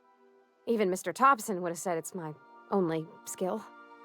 But I'm used to working on cannery lines, AG loaders and the like. There's tricks about ships I ain't learned yet. All I'm looking for is a few pointers. I bet a lady who runs a whole station has forgot more than I ever learned. Gosh, no, Captain. I aim to stay so long as I'm welcome. I figured Junlei and I could confabulate over wireless or by message. And maybe when we put into Groundbreaker, I could stop by to visit her sometimes. But only when you don't need me with you.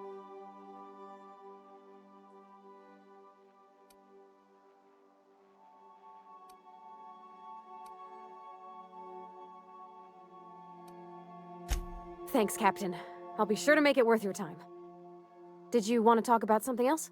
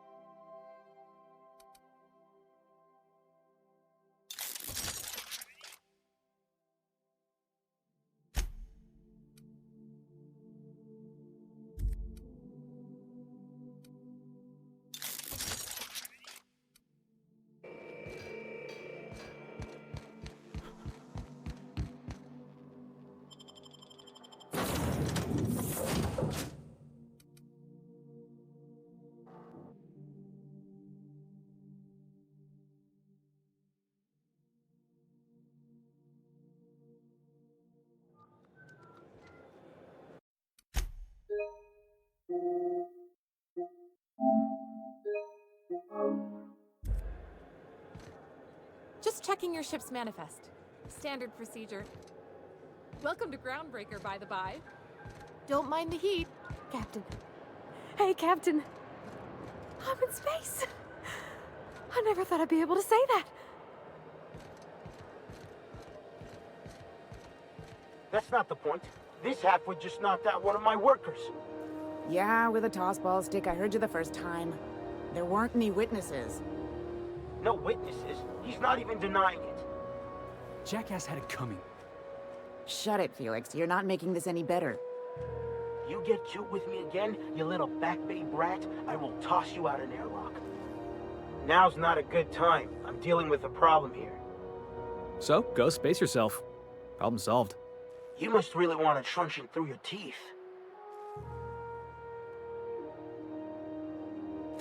Do what you want. I'm done here. Whatever you heard, it's all true.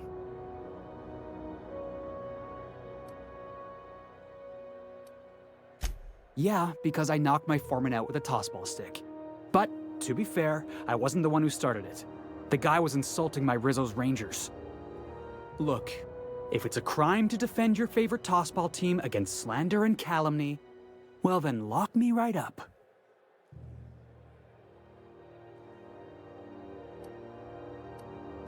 You wouldn't be saying that if you'd been there. Guy never liked me, always trying to get a rise out of me. But I keep my chin up, right? Be the bigger man, I tell myself. He's a Spacer's chosen man, though.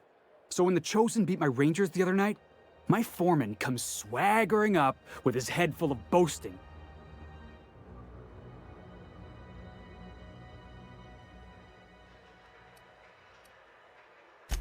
That's when I broadsided him with a tossball stick. Yeah. Look, this was a long time coming. Guy thinks he can push me around because he's some sky-high foreman, and I'm just a back bay's dock worker. Well, former dock worker. Guess I just tendered my resignation. Enjoy my freedom. Scrounged together enough bits for a 0G. Other than that, can't say as I do. Hey, not for nothing, but I saw you wander out of that ship over there by the dock. Wouldn't happen to be yours, would it?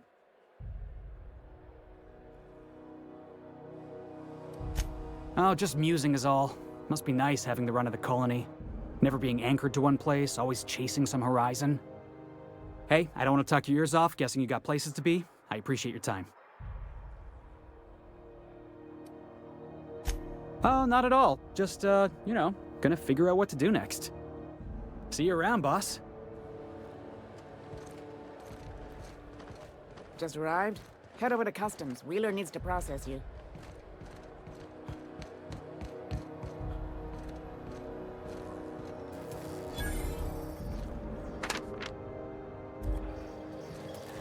Customs and inspection, all right?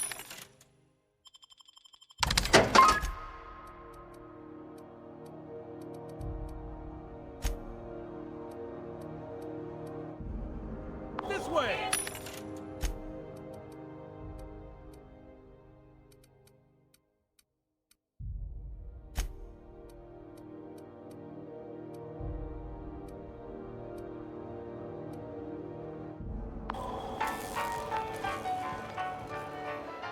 Identification, please.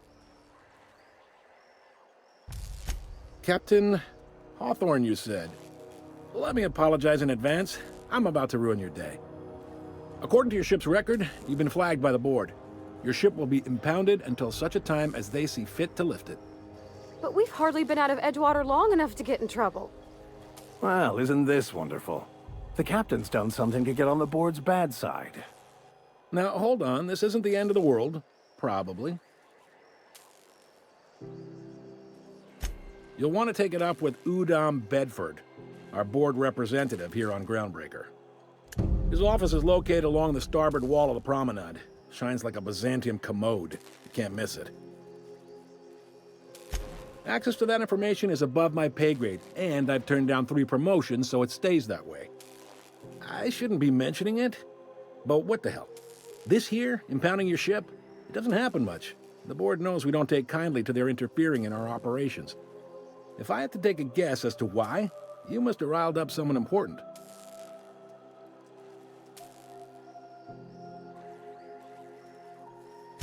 You take the starch out of them, well, you won't hear any complaints from me.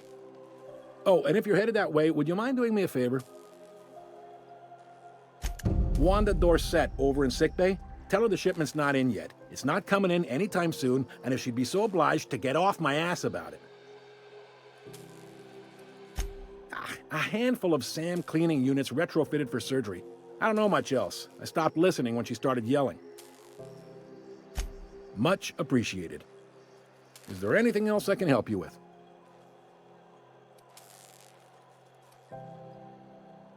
You noticed, huh? They can't abide an independent township, especially not one they gotta depend on. We're the first and last stop out of this colony.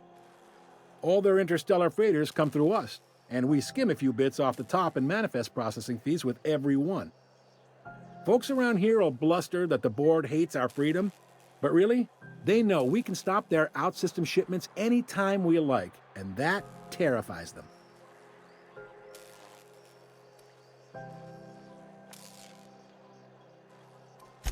Sounds like, yeah. But from where I sit, It's all coming through loud and clear. They got assault cruisers, gunships, and a handful of mining operations at their fingertips. We push them too hard, maybe they decide we'd be better in 10 trillion little pieces. Or they cobble together a new groundbreaker and put us out of business. The board wouldn't do that. Would they? The board is necessary to provide order to the colony. They believe it's their prerogative to overrun you. But whether you allow that is up to you. It's a tough line to walk, no doubt about that. But we make do all right. So far, anyway. He's friendly enough unless you speak ill of the board.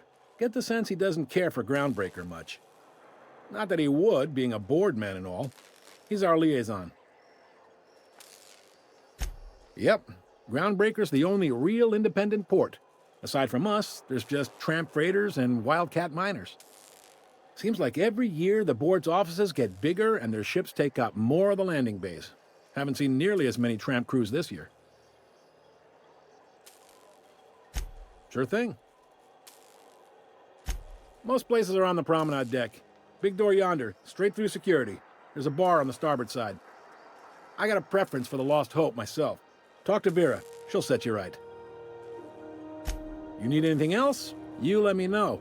Don't want anyone saying Groundbreaker's not the most hospitable port in the colony. Be seeing you.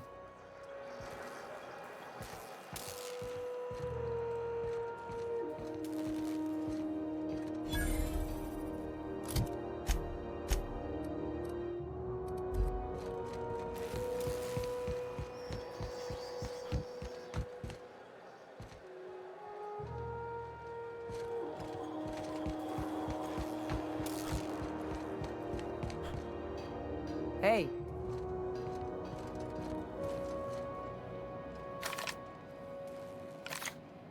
Unless you're here to file an incident report or to inquire about the bounty posting, I must kindly ask you to clear out. The Mardet's offices aren't for leisure time nor loitering. Last tip we got pointed toward the back bays. You want the reward? Do the legwork.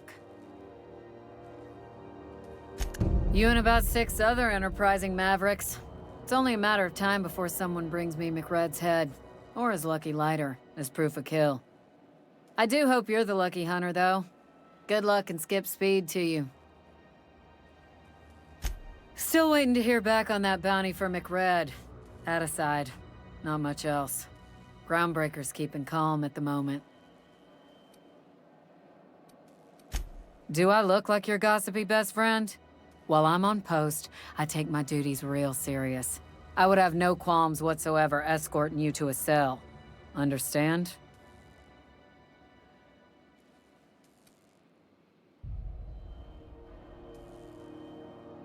I'm not here for a chat. Now get moving before I see you moved. Hi there. Haven't seen you around before. What can Groundbreaker Security do for you today?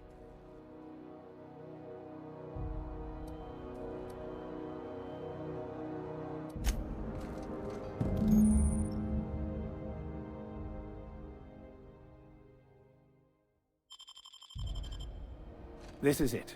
Security. I can check the departures registry to find out which crew the Scholar shipped in and out with.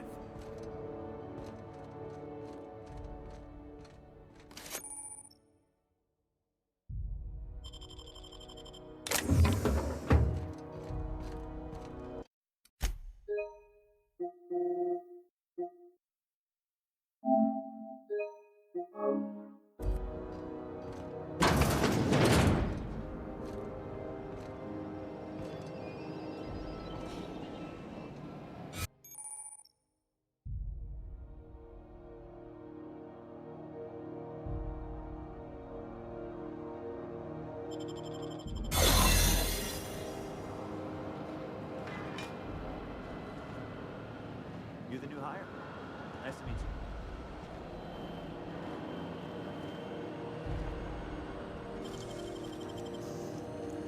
Great work. There it is. Just...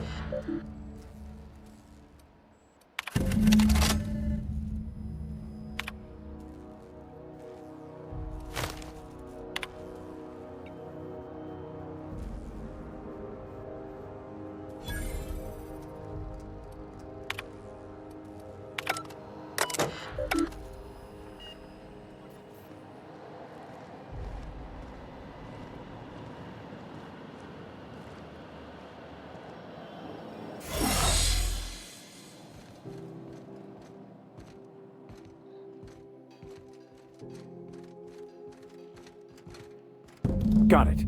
His name is Reginald Cheney, and he joined a sublight salvage crew. Only he's not listed on the return manifest. Must have made landfall somewhere he wasn't supposed to. Ah, yes. Here. There's a domicile on Monarch in Fallbrook, rented to the same bit card he used to buy his seat on the salvage ship. I should have guessed. What better place to lay low if you wish to avoid the authorities? Oh, it's nothing. I suppose I really didn't have much faith in actually finding him. Was a bit of a long shot, wasn't it? I admit it was a bit of a long shot, but when you've spent as many hours as I have in contemplation of the universe's secrets, you sometimes get a sense for these things.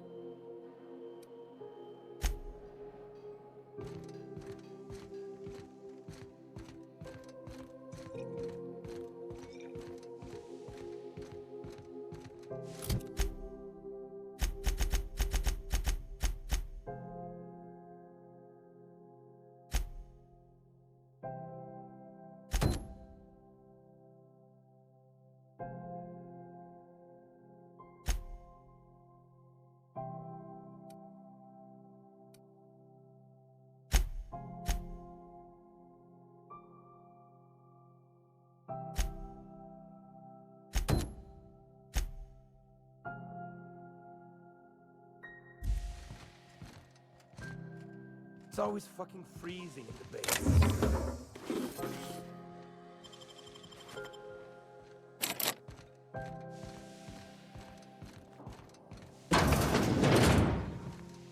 This is Halcyon News.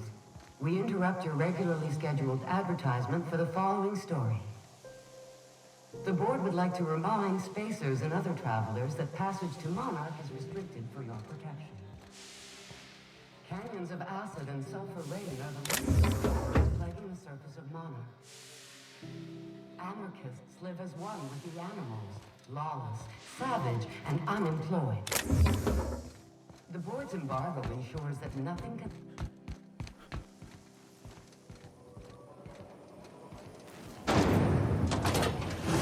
Try not to be distracted by the glare of the adverts. Lots of unsavory types about. Rizzo's Lemon Slap. Slap your whole family. So far as you know, I'm not drinking on duty.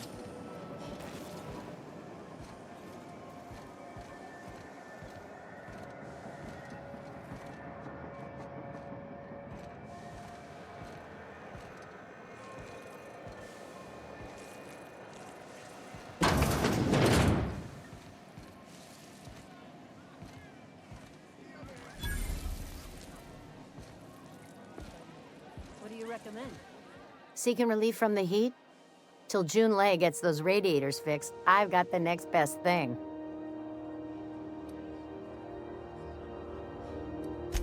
The radiators, they're fucked 10 ways to Sunday. And we're all sweating buckets wondering when the powers that be are gonna get around to fixing it. Couldn't say, and I wouldn't be pouring drinks professionally if I could. All I know is we're cooking in our own juices here, and it's only gonna get worse. Engineering. Chief Junlei Tennyson, to be precise. She runs this heap. Best she can, anyway. Don't know what's got her dragging her heels, but I wish she'd hurry it up.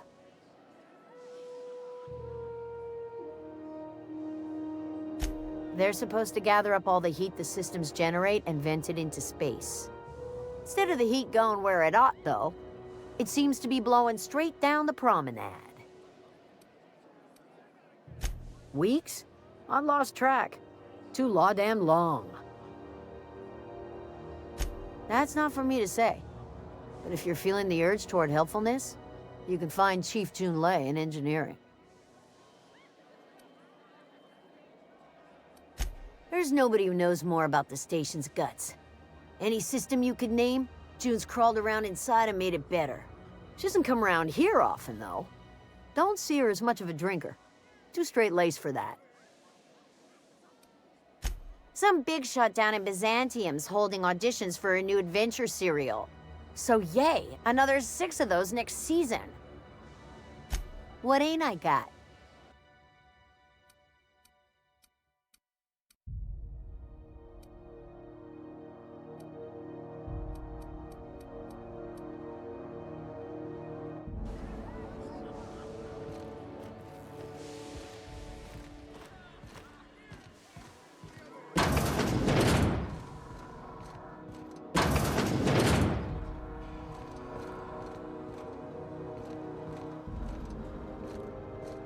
It only gets ugly around here when the corporates stir up trouble.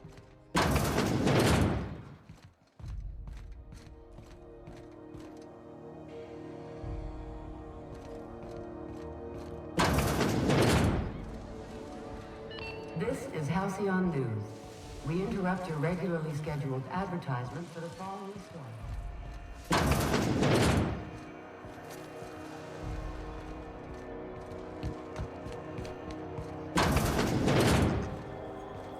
Ooh, can we rent an upstairs room?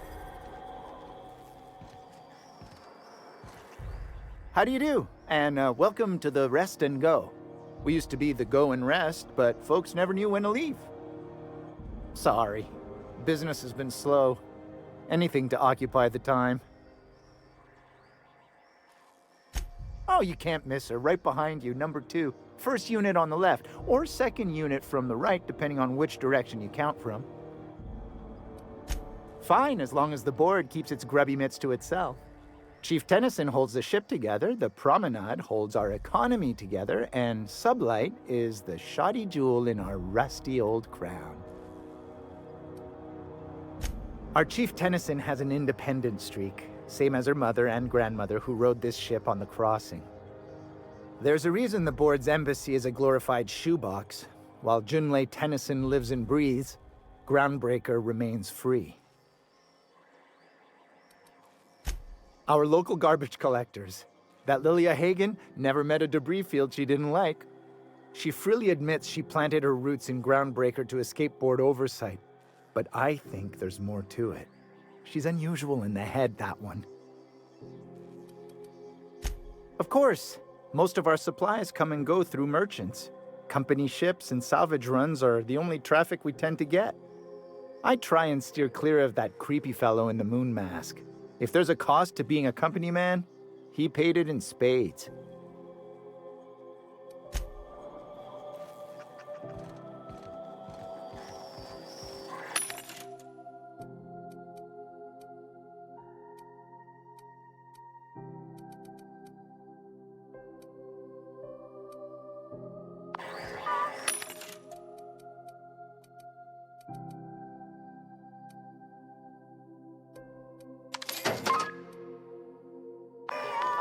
I'm gonna be...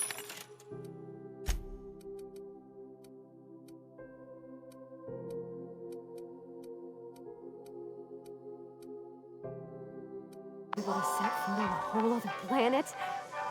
I know Monarch's a moon. I think it counts anyhow. Monarch is a wretched hive of terrorism.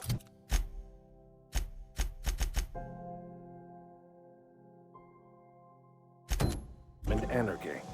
We'd best top off our ammo stock before we leave. Bless my heart. A stranger come knocking on a poor old woman's door. You here for a particular reason? Or did the neighbors tell you how good my sugar cookies are? Made without a single natural ingredient, or an oven. Just like store-bought. What do you want, then? My hard-earned wisdom?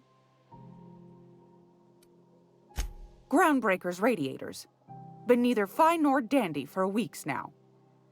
Miss Junlei's supposed to be getting them fixed, but the board's determined to get in her way.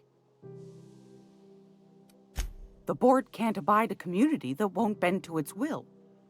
They've always got one scheme or another running, looking for ways to bring us to heel. Like this heat business. Shameful. But it won't work. No, sir. Groundbreaker's free till the day she dies, law willing. Oh, a little of this, a little of that. I buy and sell items that require discretion to dispose of. Knickknacks. Curios. I also knit throw pillows stuffed with the hair of famous tossball players. But that's more of a passion project. I'm not sure that's entirely legal. That's half the reason I make them, my dear. But that's not what you wanted to talk about, is it, dear? Well, I find I'm in need of a ship captain with a little moral flexibility. Might be this could help out the groundbreaker, as well as earn some bits. But if you've got qualms...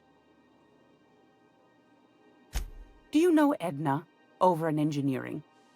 Sweet as a pea, that one. On occasion, she'll pass along transmissions I might find interesting. She sent me a recording of a distress signal she'd scraped from the groundbreaker's comm array. Curious thing is, it came from an outpost called Roseway. And Auntie Cleo abandoned that place years ago. Can't say I know for sure.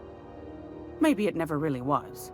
Sounds like someone poking into somewhere they shouldn't be got into a spot of trouble. Comm centers don't operate themselves, Captain. Someone had to have sent that distress call manually. Those corps are cleverer than all get out.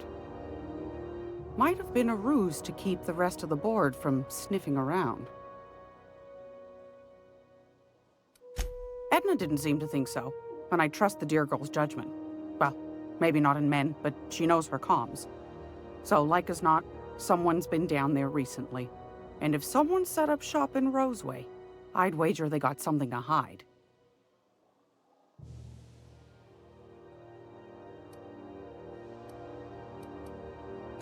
Maybe whatever they're hiding went to heck, and now they need a few spare hands to clean up the mess. If you should find a secret worth selling, might be I could find a buyer. Corporate bigwigs will pay top bit for inside information on their competitors. The more we got the corps fighting each other, the less time they got to meddle in our affairs. That handsome Bertie Holcomb's hair isn't exactly free, after all. Neither do mine, dearie. Old Gladys knows the value of good work. You'll be compensated accordingly, I can promise you that. Should you find yourself responding to a certain distress call, and in so doing find yourself in possession of certain valuable corporate secrets, well, then we ought to have a chat over a pot of tea and my famous cookies. You keep talking like that, I might be making a throw pillow out of your hair next. Law bless your atoms. Here's a copy of the SOS recording, complete with the coordinates.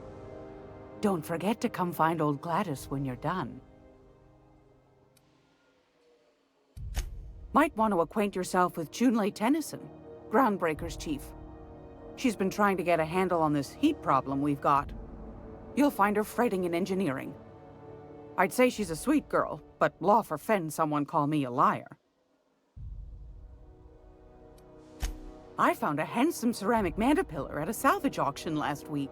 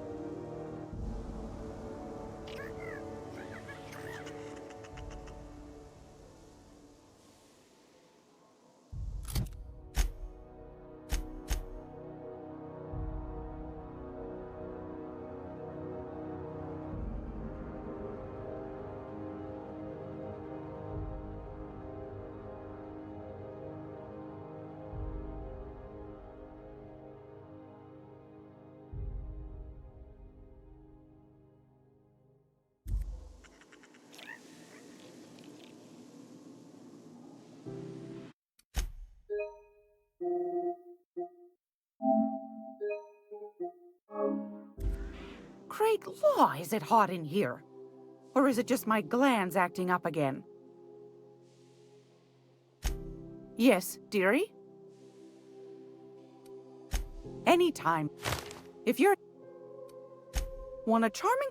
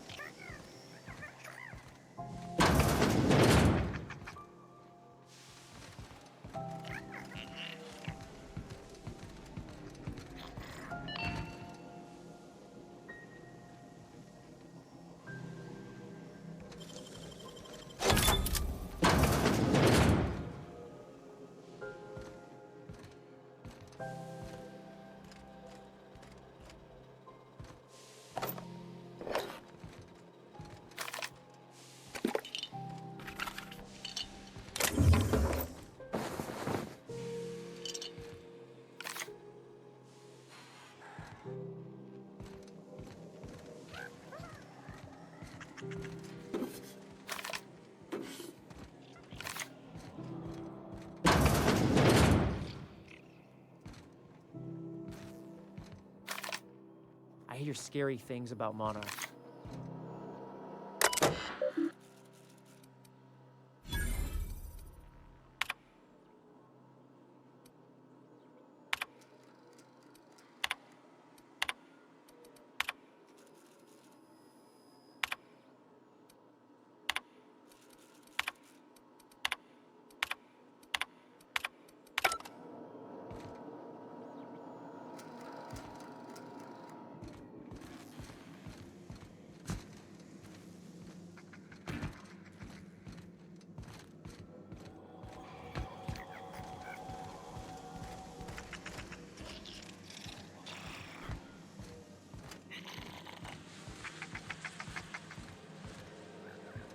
Okay, going quiet.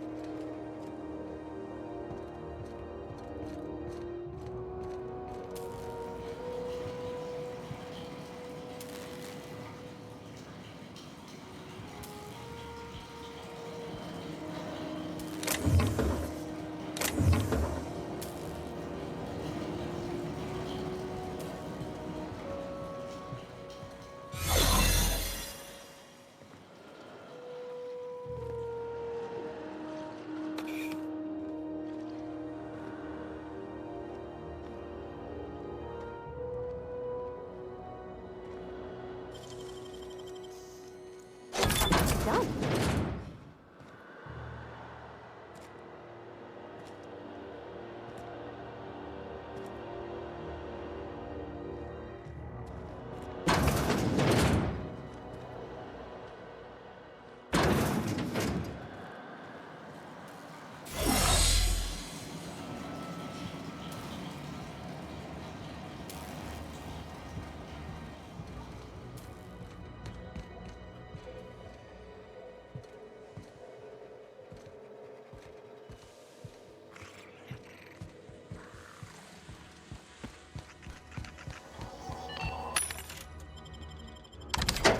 Is Halcyon News. We interrupt your regularly scheduled advertising for the following story. Do you have what it takes to...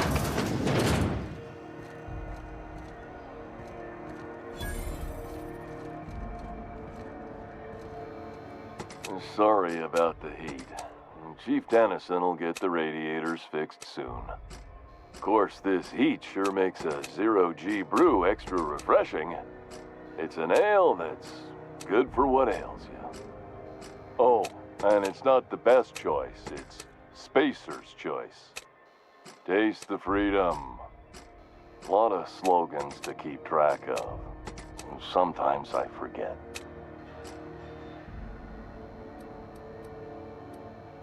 I'm bound to satisfy headgear-related inquiries.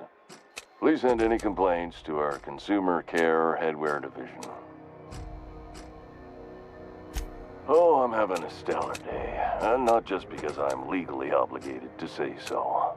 Almost as stellar as Spacer's Choice is affordable. You would never ask if you knew what it's like in here. I mean, why, anyone can be a Spacer's Choice Consumer Relations Choice Specialist. Just keep your nose clean and aim for the moon. Have a look.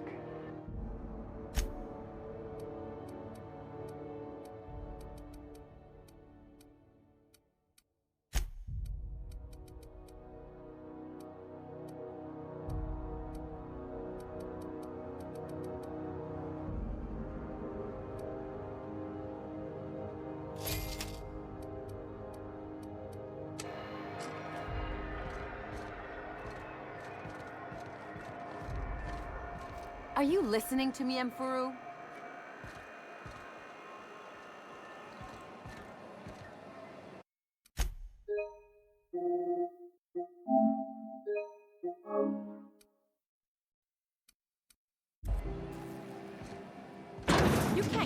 out of there. Please don't make a scene, Dr. Fenhill. I'm sorry. Am I causing a scene? See, Umfuru?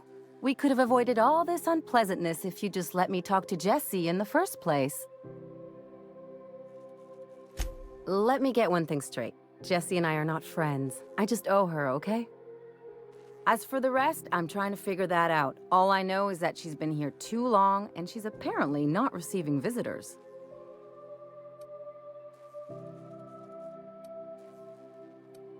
You say that like it's weird. Like I said, Jessie did me a favor, and now I owe her one. I just don't like to leave a debt unpaid, that's all. Be my guest. If you know something I don't about dealing with hospital bureaucracy, I'll be impressed. I've done plenty of smuggling. Something I can help you with? If only my other patients had so many inquiring after them. I'll tell you what I've told the others. The records say Miss Doyle checked herself in and requested I admit no visitors. The requests of our patients are paramount, so no, you may not see her. She's not my patient. I'm certain no one on my staff would falsify patient records, if that's what you're implying. Not without dispensation from Chief Junlei, I fear. Supplies are hard to come by out here.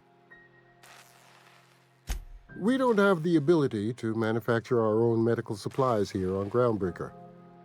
Regrettably, we are dependent on the board for such mundane items as bandages and antibiotics, as well as more critical resources like adequately trained staff.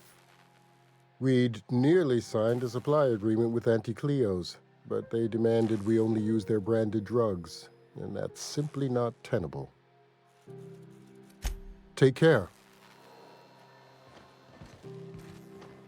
Good luck getting to Jesse, and better luck if you do. It's a real piece of work.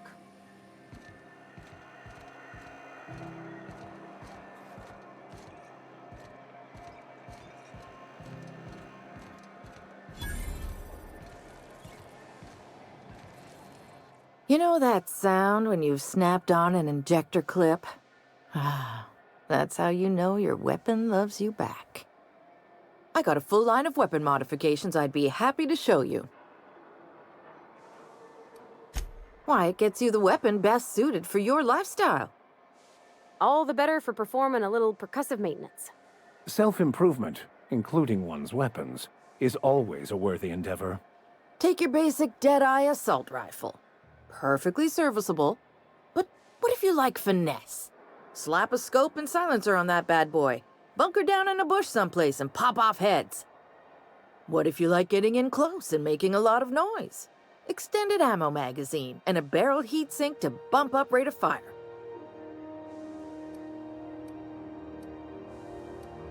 So, what can I get you?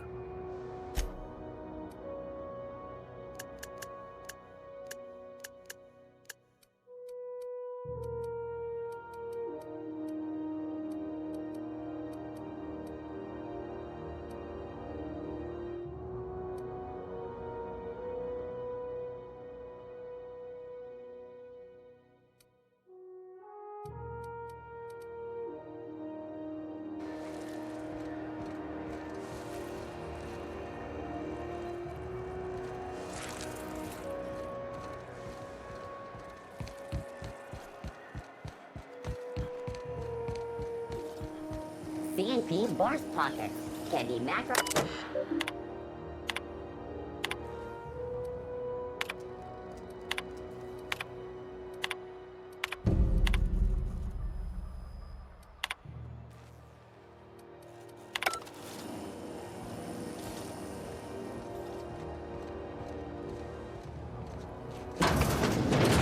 Sublight Salvage.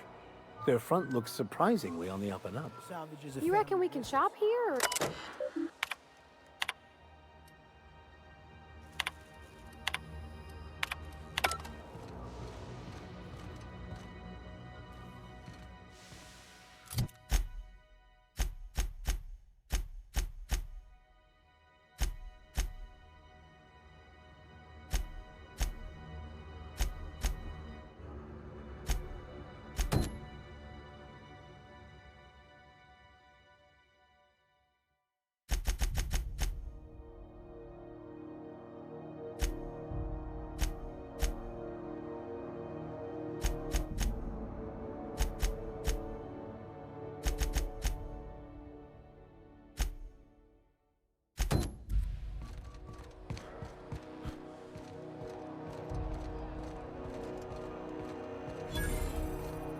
If you're hungry, you've come to the right place. I've got a fresh ground batch of spratwurst cooking.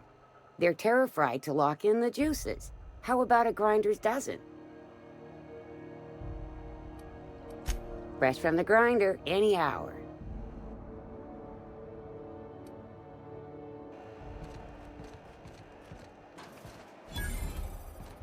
You look like someone who's taken their share of cuts and bruises. Need some armor? Maybe it's a bit secondhand, but that's only a testament to its durability. We also have a line of specialized melee weapons, for those times you have to repel boarders but don't want to risk a bullet through the hull. Everything I sell is fresh from the forge. Technically, the metal formed billions of years ago, but it's freshly in this shape. Not me, but it's in my blood. After the crossing, my family worked Eridanos, indentured to the corporations. I was born into corporate labor, but I'm the first one of my family to buy my way out. That's why I settled on Groundbreaker. It's the last bastion of freedom.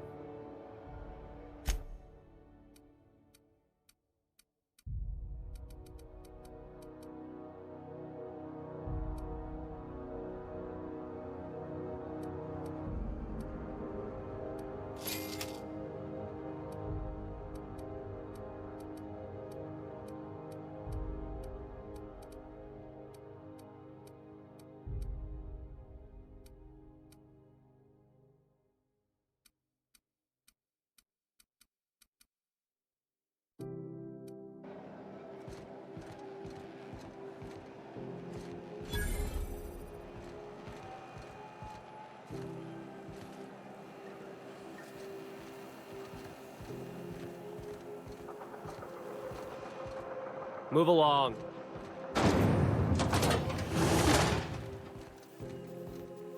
This is those XF411s? And an old Yakita 37? Thought there'd be more machinery. Must be housed on a sub-level. Junlei Tennyson. I'm captain around here, but chief to my friends. Hope you don't mind the formal introduction. Groundbreaker doesn't see many visitors. I heard we had someone in impound. Wish I could help. I gave the bureaucrats a motive authority over freight traffic, and it rankles them good when I challenge it. Just so we understand each other, I'm the final word on the ship. The Mardits, the crew, the engineers, their family. I hope there won't be any problems while you're visiting.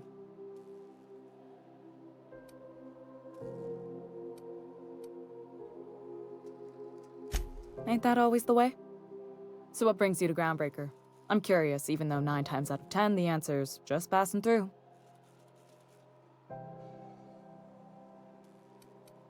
Statistics don't lie. We see a lot of the same faces coming and going, most of them board spies and corporate sprats. Makes it hard to trust outsiders. You seem different, so welcome aboard. What? I didn't think you just... Parvati, is it? That's a lovely name. What can I do for you? I was just thinking, I haven't got much experience working with actual, real spaceships, Miss Junlei. Chief Junlei. Junlei is fine.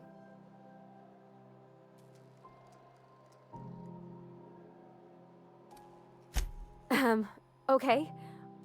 Since you run a whole space station, I was wondering if, well, maybe you could teach me some things.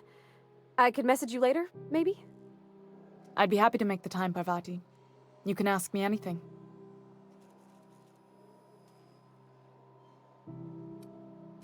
Wow, great. I'll do that then. Messages. Later. Oh, your name's pretty too. I should have said... Sorry. I like it. Honest. Sorry. Couldn't have done it without your moral support, Captain. Now, if there's nothing else, there are other parts of the ship begging for my attention. Groundbreaker's radiators need replacement parts. They're dumping superheated air into my ship. Only the board has access to new parts, and I won't let them swindle me into a corner. They want us to sweat, thinking that'll soften me up for a bad faith deal. If you'll excuse me, they can go fuck themselves. The board isn't helping, and my resources are spread thin. If I don't get those radiators back online, Groundbreaker, everyone on board, will be cooked alive.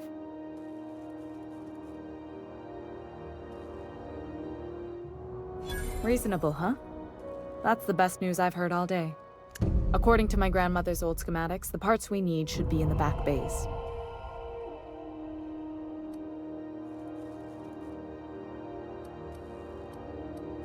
Sorry, I forgot not everyone knows this ship like I do.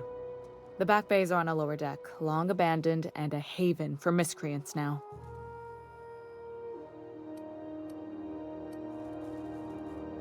I have. One of my engineers, plus a small security detail. They didn't come back. I can't afford to lose any Mardits on this job. No offense, but a freelancer like you is more dispensable.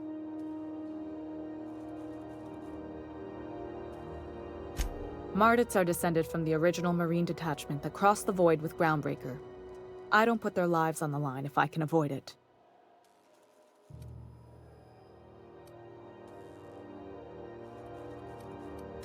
Those idiots are immune to reason, and they don't much care if the station melts to pieces. They're content to die last. If you could find some way to solve this without violence, I'd prefer that. But more than anything, we need those parts. Good. Once you've obtained the parts, we can proceed to the next phase of repairs.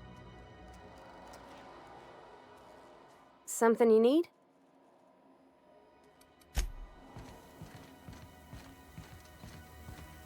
This is Halcyon News. We interrupt your regularly Good scheduled Lord, the heat advertisement here for the is so following unbearable, story. I can hardly even concentrate. Concerned citizens often ask why there aren't enough new faces in the Halcyon colony. We all want new neighbors sometimes. Watch out something doesn't explode in your face. You're a colonist means there's more paradise for the rest of us to enjoy.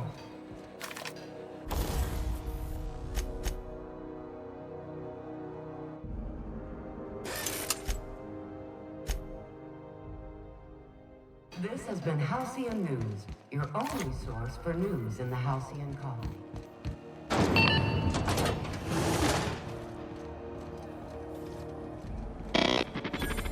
Hearty greeting, potential customer. Welcome to Auntie's Kitchen, a home-style consumable protein dispensary. This unit dispense proteins for your ingestion. This unit is programmed to simulate shock at such assertions. Shock simulation non-functional. A trouble ticket has been filed. Shock simulation restored. Initiating shocked subroutine. How dare you? Shocked subroutine complete. Estimated guilt level of customer increased by 35%. Resuming protein dispensation protocol. May this unit dispense proteins for your ingestion. Beginning dispensing sequence. Please unblock all relevant facial protein ingestion tubes.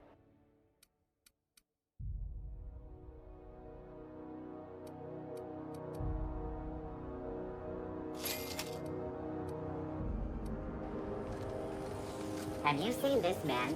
Reward offered for information leading to the capture of noted terrorist Phineas Wells.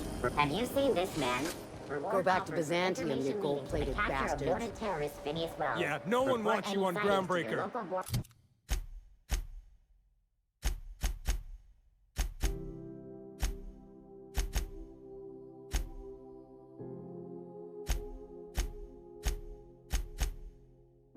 These stairs are board Who'd I piss off to get invited here? Ah, the board. Organized, efficient, competent. Well, mostly. I think everything in here is worth more than I made. Ah, yes. Wheeler messaged me you were coming. You must be the captain of the Unreliable, a vessel that used to be helmed by one Alex Hawthorne. And you are not he. Has something happened to my favorite scruffy freelancer?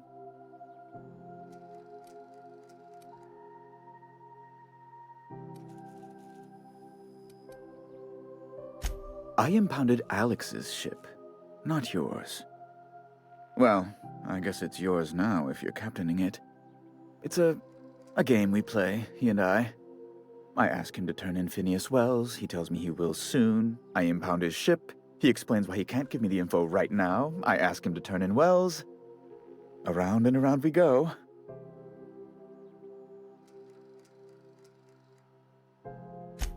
Right. You're going important places, I'm sure. Big, exciting, important places.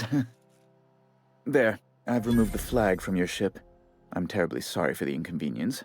However, before you go, Alex promised to tell me the location of Phineas Wells. I'm sure you've seen his wanted posters all over the colony. Did Alex tell you where Wells might be? Anything at all?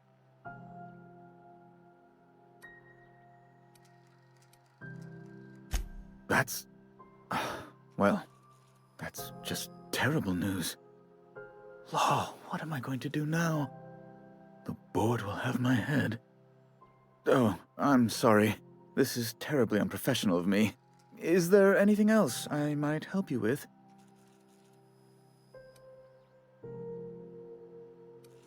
It's personal business, I'm afraid. Miserably, terribly personal. I don't intend to be. It's just a matter of trust. I hope you don't take my reticence the wrong way. I shouldn't have said anything. Now, how might I assist you?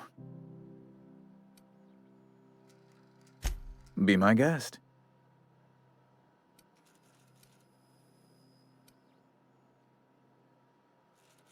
A luxury stateroom, reserved for Chairman Rockwell's use.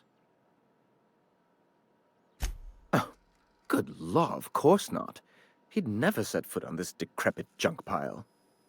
As this office is the primary embassy for the board on Groundbreaker, corporate bylaws specifically state a room must be maintained for the chairman's exclusive use. I'm the certified representative of the board's interests here on the Groundbreaker. I'm their eyes, ears, and busy little hands.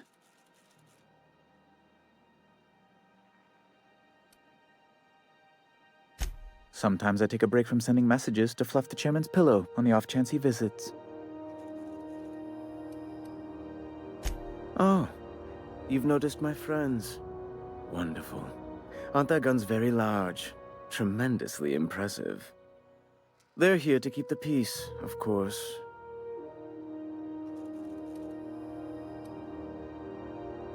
Indeed. What is the saying? The two most common elements in the universe are hydrogen and stupidity. Someone must stand for reason and order, and the board is best equipped to do so.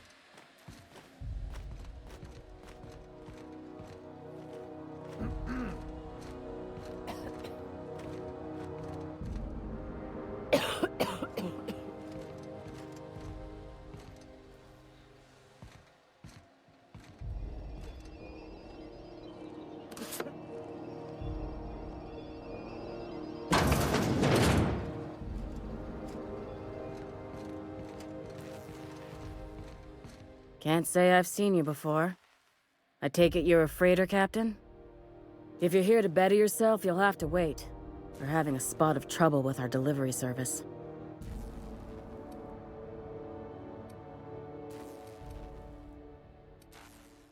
He must be referring to Irion. I'm sure the fool's gotten himself into another scrape. I'm beginning to wonder if I'm ever gonna get my service mechanicals at this rate.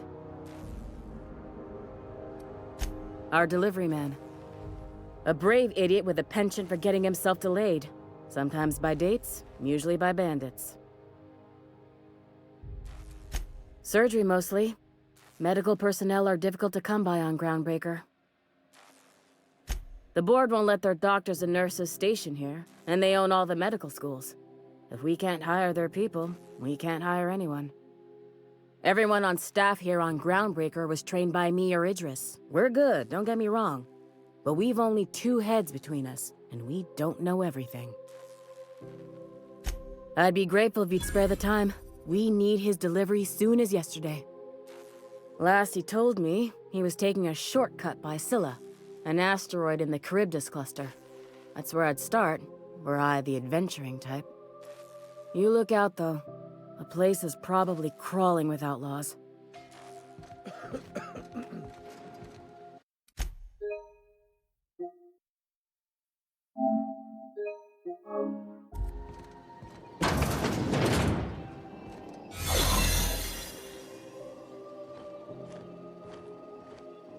Looking sharp.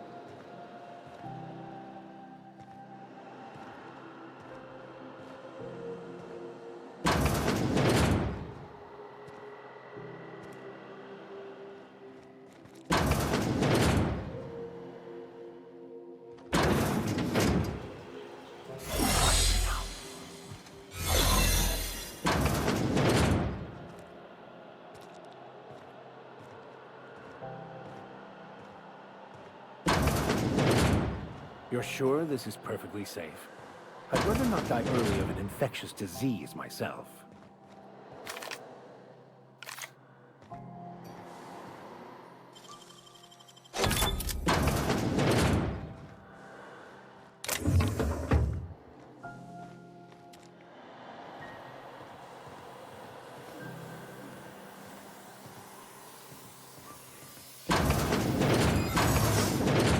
I'd better take a look. Here they come!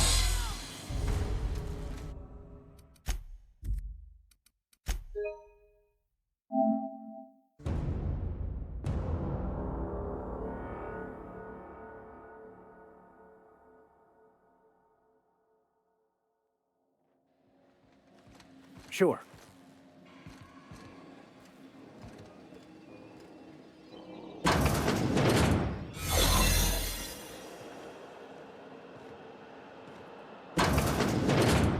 You ever wonder if maybe folks keep doors closed for a reason?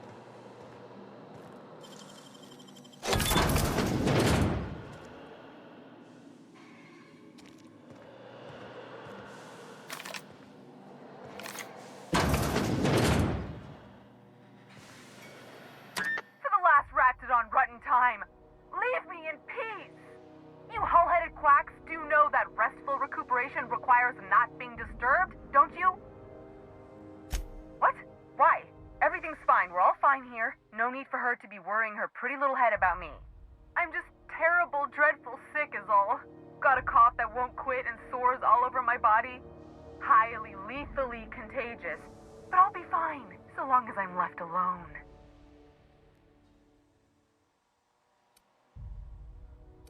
Criminy. She really ain't gonna drop this, is she? Alright, okay. We can discuss this like the level-headed folk that we are. Seems I've got to do something before Ellie goes jabbering my business to anyone with one ear and an intent to listen. The truth is, I'm not sick. But if you repeat what I'm about to tell you to anyone, I will deny it with my dying breath. You, ain't with the board, are you? See, I owe them a lot. I might have missed a payment or two, and the other night I swear someone was following me back to my room. So I hold up here to lay low.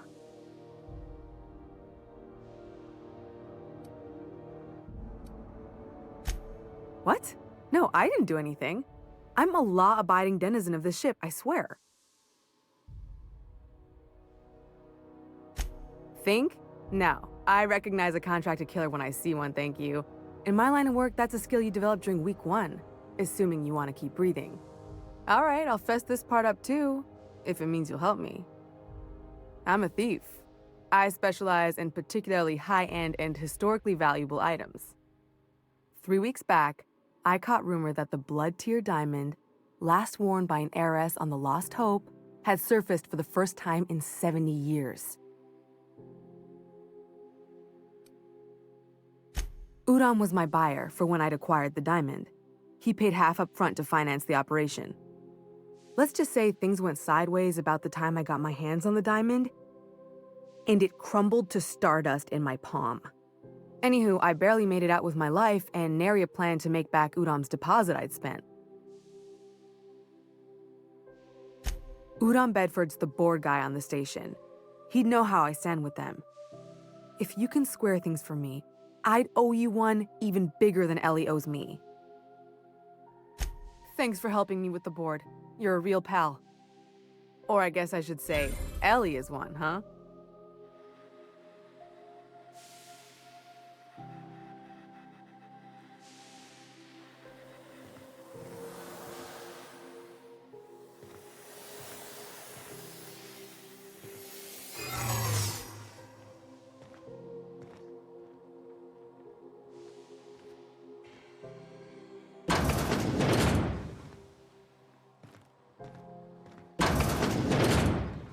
What?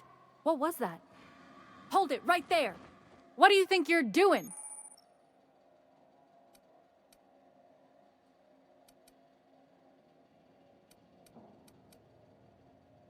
Just don't make more paperwork for me, all right?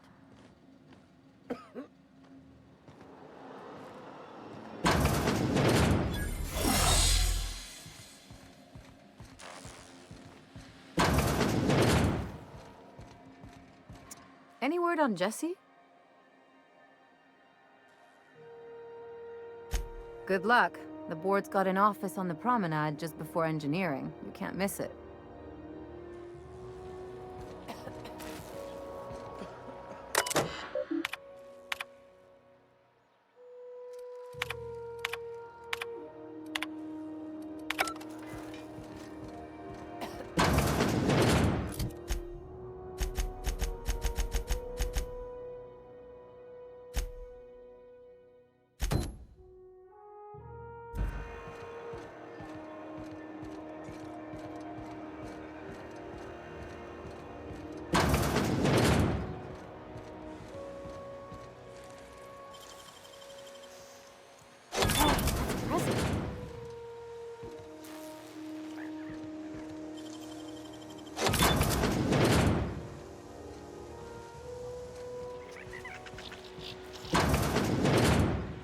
Wondering what they do with their waste.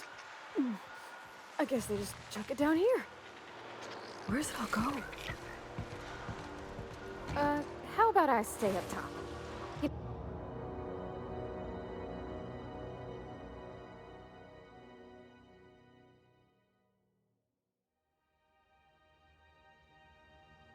No, keep watch, okay?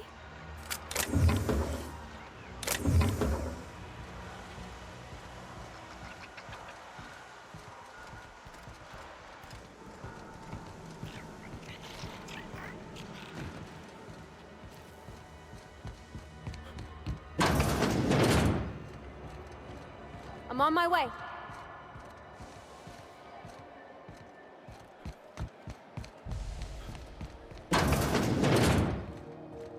This is Halcyon. How do you do? Ah, how might I assist you? Miss Doyle owes the board a significant sum. Alas, the only collateral she has is her organs. Compulsory donation is quite legal in such cases.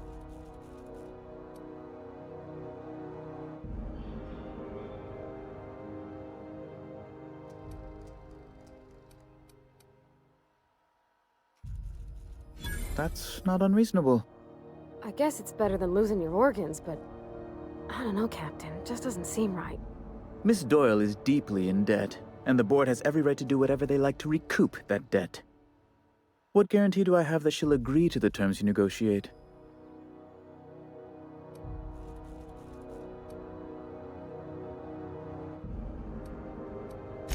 I'm not sure the price of her organs will allow a profit in that case.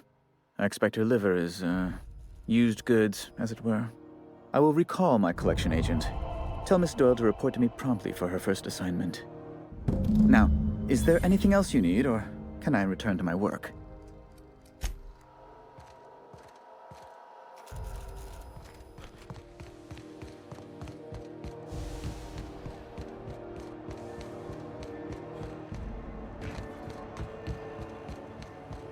Wish I could say it was good to see you, Ellie.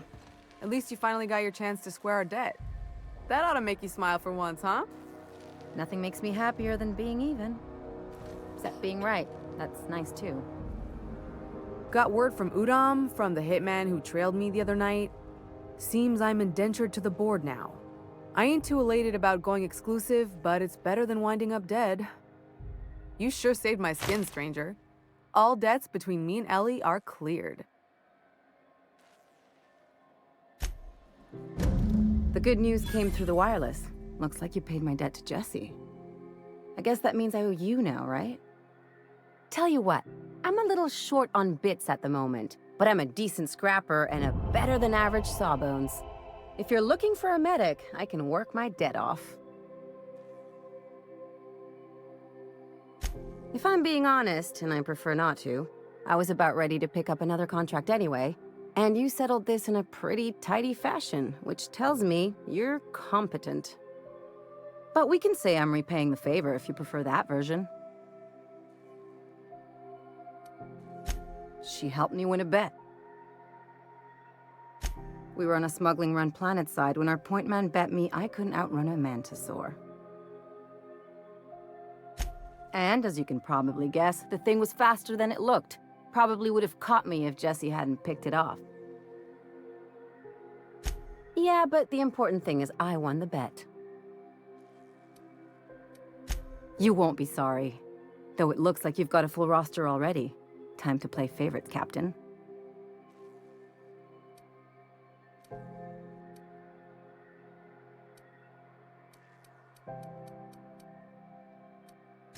Welcome to the crew, Miss Ellie. We're real happy to have you.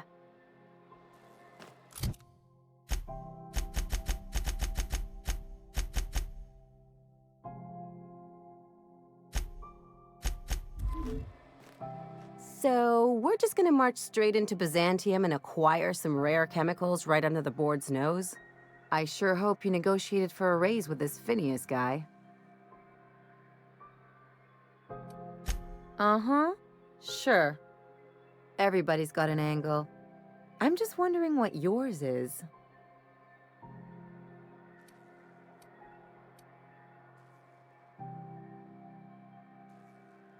That's one way of looking at it. Another is that he pulled you out of hibernation without your say-so and got you to do his dirty work. Besides, none of this is your mess, so why go dirtying your hands with it?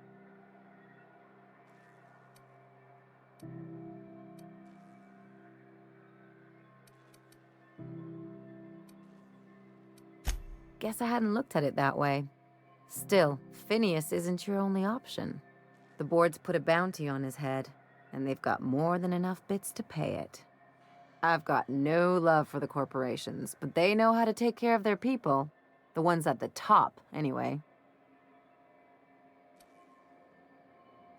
Don't think of it as being a lackey. Think of it as doing a job and getting paid really, really well. I know you want to save the day, but don't forget to look after yourself.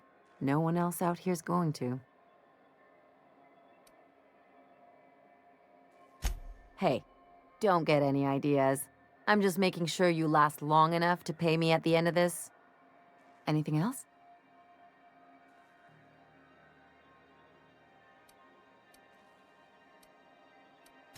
I'm a surgeon by training and a pirate by inclination. Not much else to know, Captain. I like long walks on the promenade and the smell of Spacer's Corona. I make a mean zero-G cocktail and I've got a meaner right hook.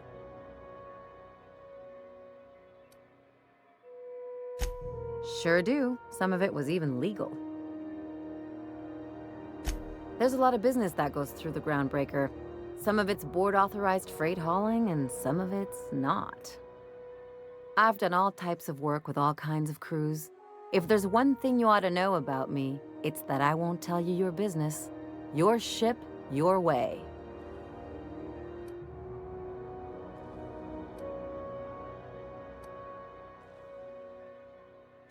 Not at all. I chose this life to make bits, not waves. Though if I can offer another perspective, piracy's just trade the corporations don't have a hand in. And I meant it. I was only making small talk just now, but I can take a hint. Well, my blood type is AB positive, I'm a Leo, and I despise Space Hospital. Never mind what anyone else tries to tell you. That about covers it. Aw, come on. That stuff's boring. Look, the thing I've learned about living in close quarters is that you've got to give people room to breathe. I'm all for making a few bits together and having fun doing it, but let's keep a little professional distance. No complaints here.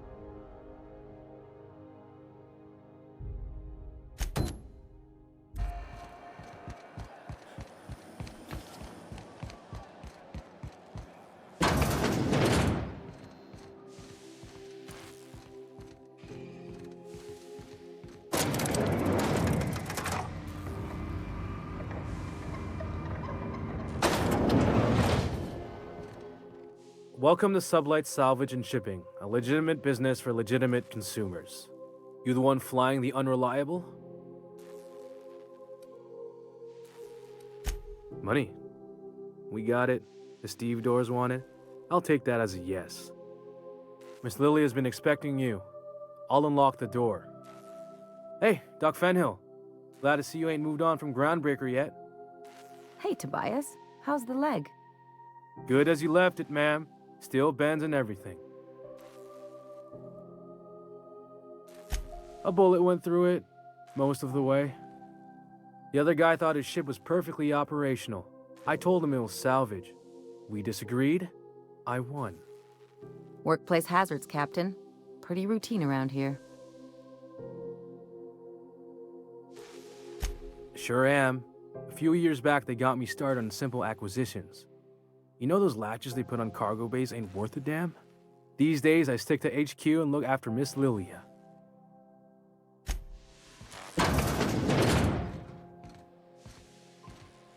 So you're the new captain in town.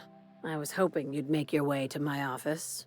Saves me the work of hunting you down. Lilia Hagen, CEO and Executive Director of Aggressive Operations. I'm guessing you already know about Sublight, otherwise you wouldn't have come.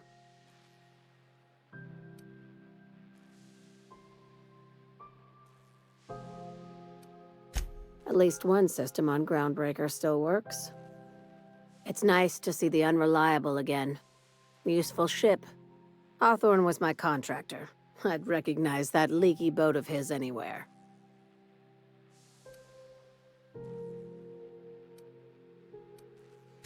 Is Ada still at the helm?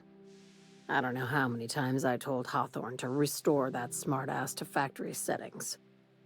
I have a salvage job for someone light on corporate ties with a reliable set of wings, but there's a catch. Just like in the serials. If you have a nav key to Stellar Bay, the job's yours. Interested? One of my guys in Stellar Bay has a lead on some high-grade salvage, but he went dark before he could spill the goods. We arranged a drop at the Saltuna warehouse's loading dock. Find whatever he left there and take it to Fallbrook. My gal Catherine will be expecting you. A few of my contractors run flights in there and out again, working around the board embargo. We keep the community lubricated with a steady supply of booze and unconventional erotica. Byzantium kids with more money than sense can thank Sublight for their good time. Catherine is tied up with other matters, and I don't want her bothered. I told her I'd be sending my best fixer. Try and play the part. When the board pulled out of Monarch, they buried or sealed anything they couldn't carry off-world. Apparently, one of Catherine's teams uncovered an abandoned lab with full tanks of Alta Vitae gas. It's exactly 1 million bits per cubic meter. Before you get too excited, the only thing rarer than Alta Vitae gas is a reliable buyer. Dangerous stuff. Acid for the nuclein in your cells. It's no good to anyone outside of a lab. But it can be a lot of fun, if you don't mind the possibility of rewiring your body on an atomic level. You and I have different notions of fun, Dr. Fenhill. Now, get going. Catherine will brief you on the details when you check in with her at Fallbrook. One last thing. When you're on the job, keep a pair of eyes in the back of your head. Understood? Few laws and even fewer people to enforce them. If you're working for the right side, it's a fucking paradise. You'll do fine. Probably nothing to worry about. Probably. Good enough for me.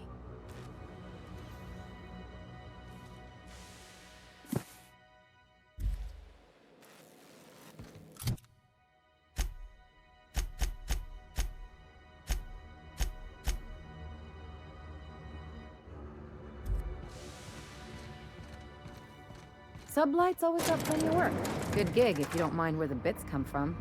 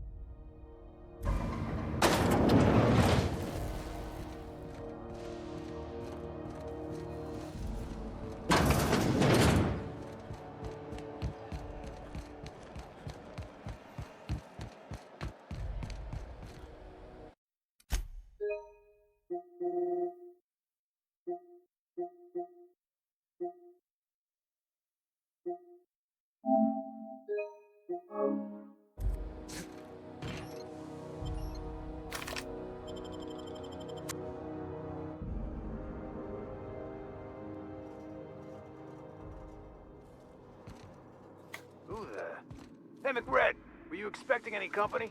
A neighbor from above approaches our realm. Back away now, or you'll parley with the king. No sudden movements. This guy's crazy, even by my standards. Look at this ripe piece of meat just sizzling on the grill. Yum, yum. Time to feed the flames. It's nothing personal. Promise. Burning to death is one of the most painful ways to go, just in case you needed a reason to get us out of this. Is this what carbon monoxide poisoning looks like? I don't think this deck is too well ventilated. You came with the crew. Welcome. We got plenty of space to spread out, but only room for one captain.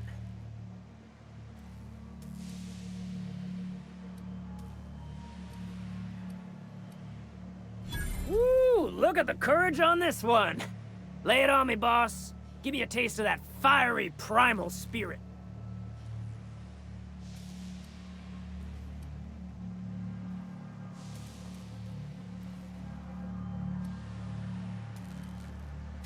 That's right, sir. Just the parts. We'll be in and out in a jiff. You won't even know we were here. Tennyson just keeps feeding the furnace, don't she? We're still playing with her last sacrifice out back, with the crew. We were just sitting in a circle, sucking down exhaust fumes and toasting to the memory of our brain cells, making this broken angel fly again. You don't just ask a king for a favor when you're standing in his court. You bring tribute, sacrifices, prophecy, shit like that.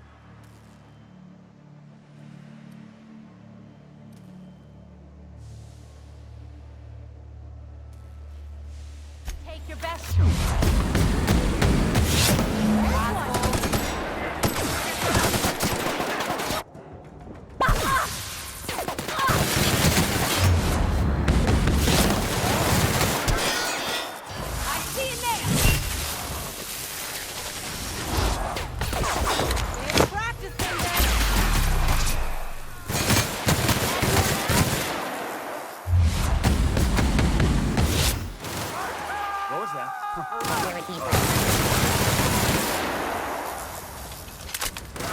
That's the last. Smells kind of like old versus outfit pipes.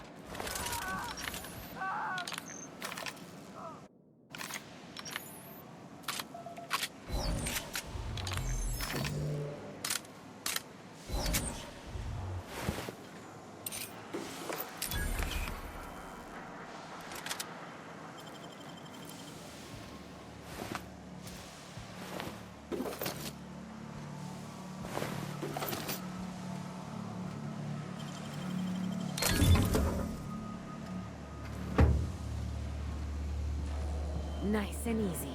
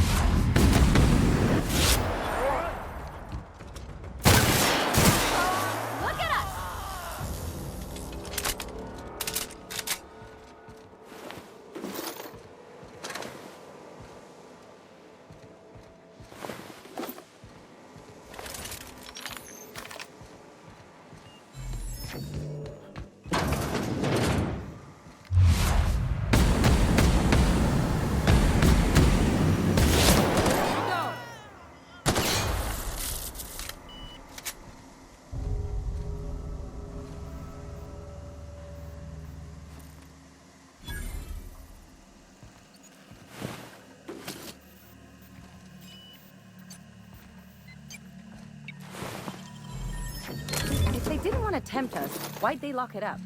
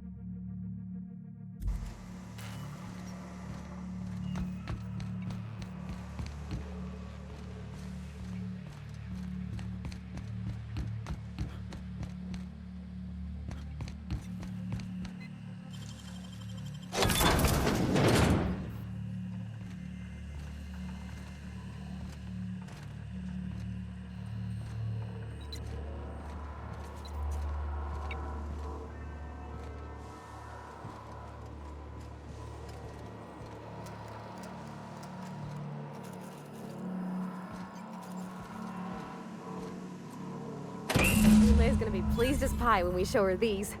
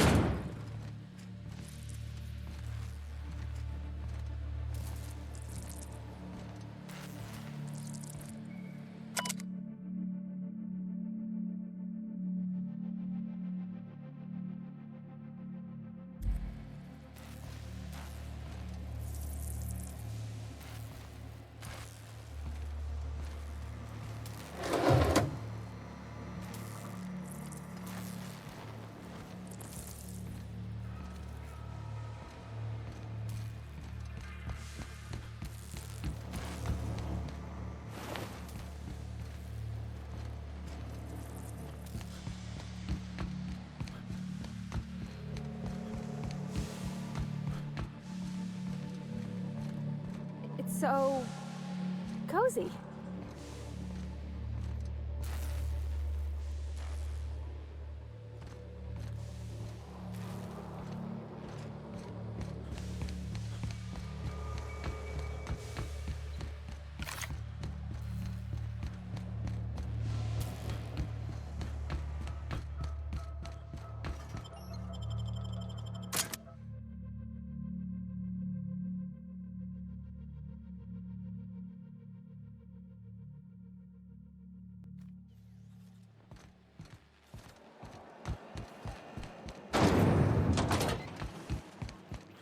This is Halcyon News.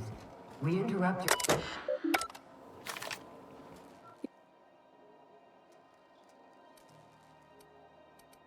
Good work. I'll take those. I need you to head through the large door at the far end of engineering. Take the elevator down into the machinery shaft. There's a terminal in the back. Activate it when I call over the ship's PA.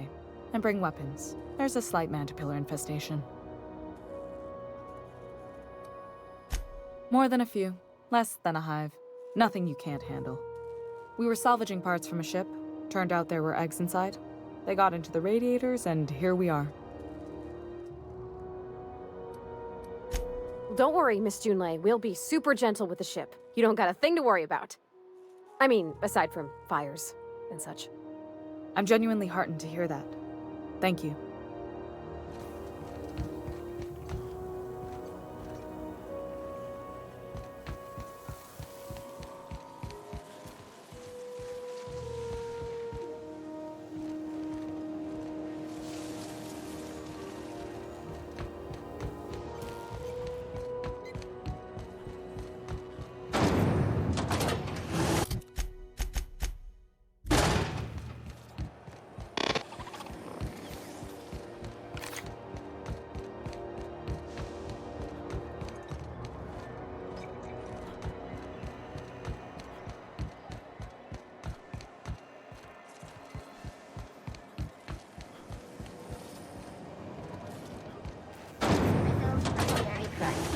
Kale Flakes and Purple Berry flavored Power Nuggets.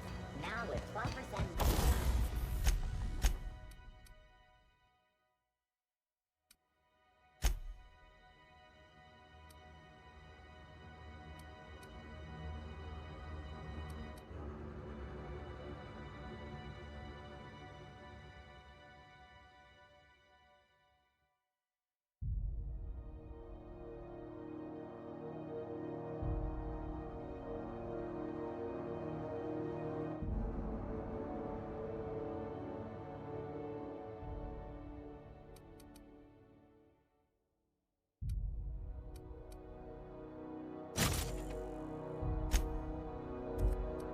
Crunch.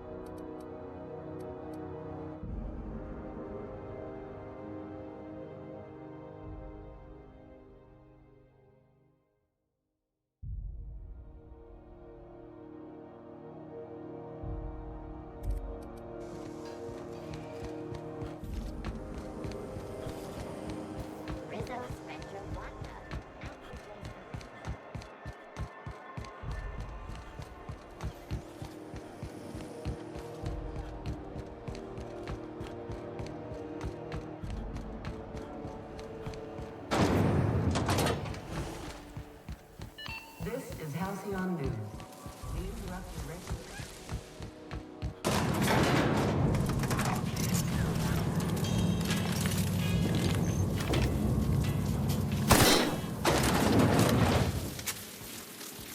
The controls are in the back of the machinery shelf.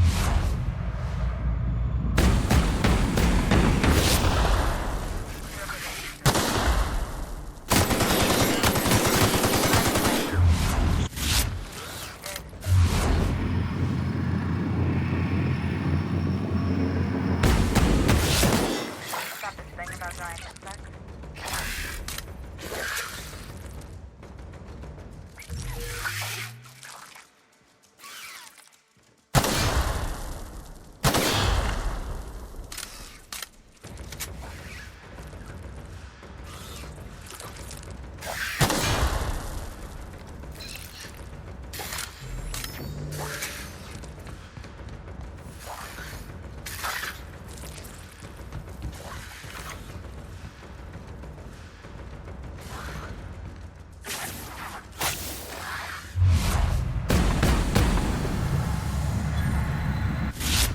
Warmed up now.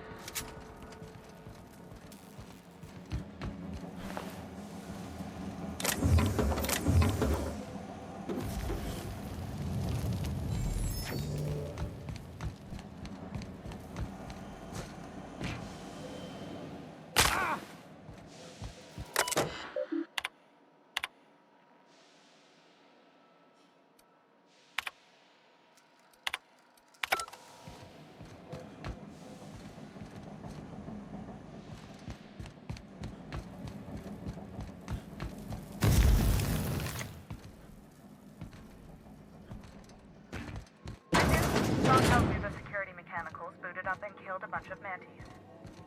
Bad news. Diagnostic says their circuit boards are fused from the heat, so they're not too picky about who they kill next. Sneak past if you can. Shoot back if you need to. I can always fix them later.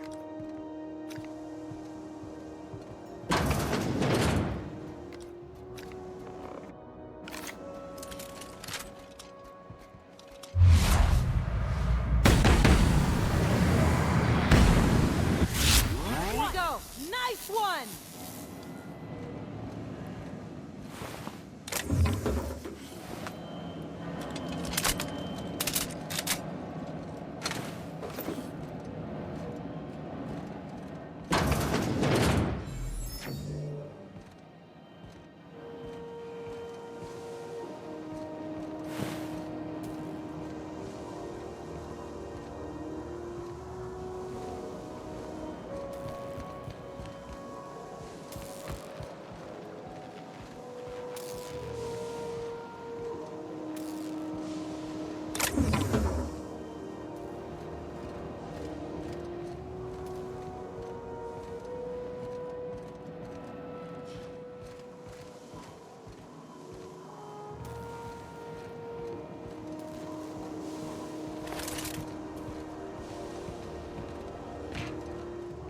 That's the terminal.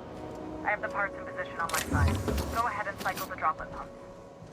And if you don't know what that means, just look for a command that says cycle droplet pumps.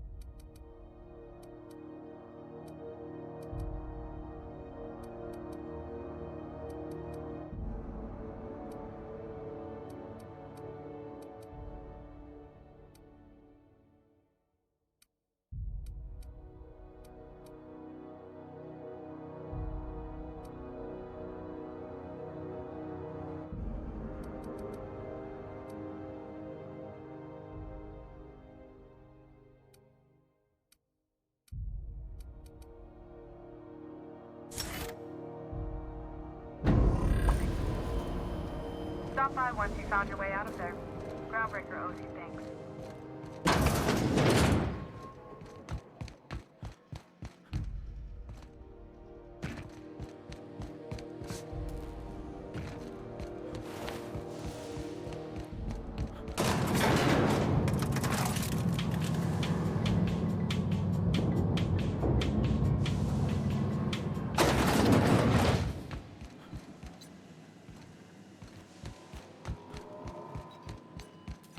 This is Halcyon News.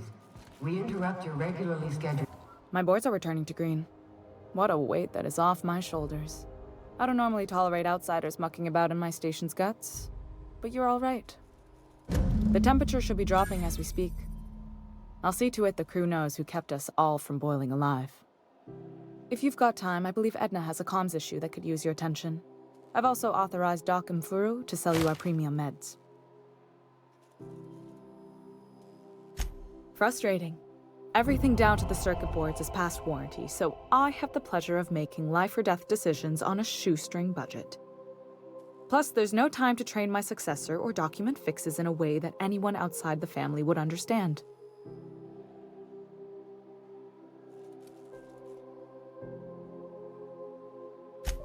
Oh, gosh. I don't know. I'm really just a dab hand with a wrench. Nothing special. Not like a chief engineer. Don't sell yourself short. It doesn't take a seasoned pro to tinker on Groundbreaker. Just someone who knows how a ship ought to feel. We're always thirsting for help. If you could find your way around this labyrinth of ducts and panels, we could work something out. You see any bite-sized Tennyson children running around? I didn't think so. The next captain won't have my heritage. I'll have to foster that talent from somewhere. It's only a question of when. Sure is. The Tennysons came over on the Groundbreaker. My grandmother, Chief Gaying, kept it together during the crossing and until she died. I was promoted only recently, when my mom died. Then I took the leap from chief engineer to captain. They must have been amazing people to have taught you all you know, I mean, which is a lot. That means a lot coming from a fellow engineer.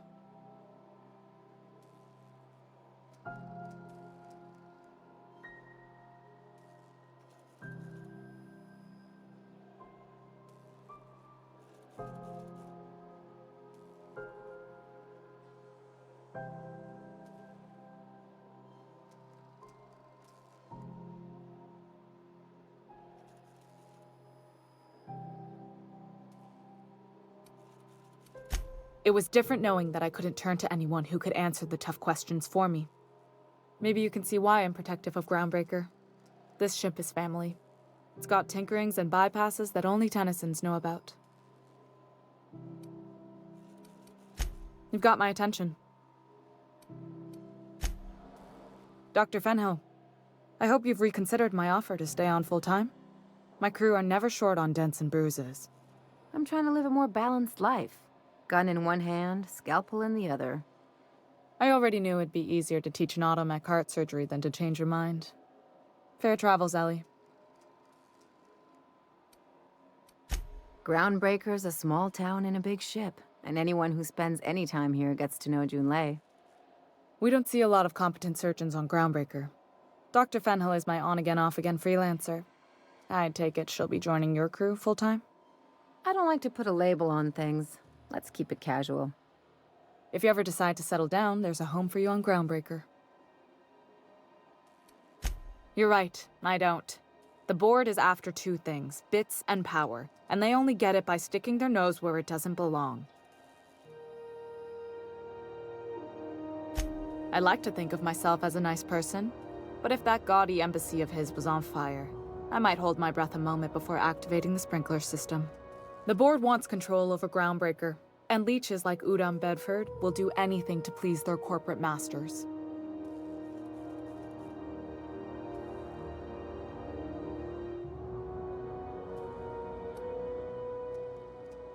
I placate them when I have something to offer, but I can also be a real hard-ass. It'd be a joy if I could kick out the corporate merchants and reclaim the docking fees in my lifetime. Too much of Groundbreaker's income is flowing in the wrong direction. I'd like to see that change.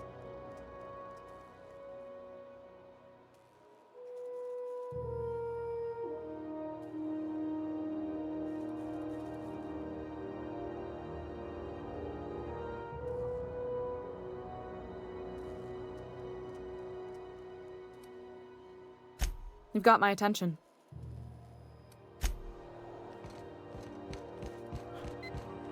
This is how. You aiming to send a message? If so, we best do it now while we still got time.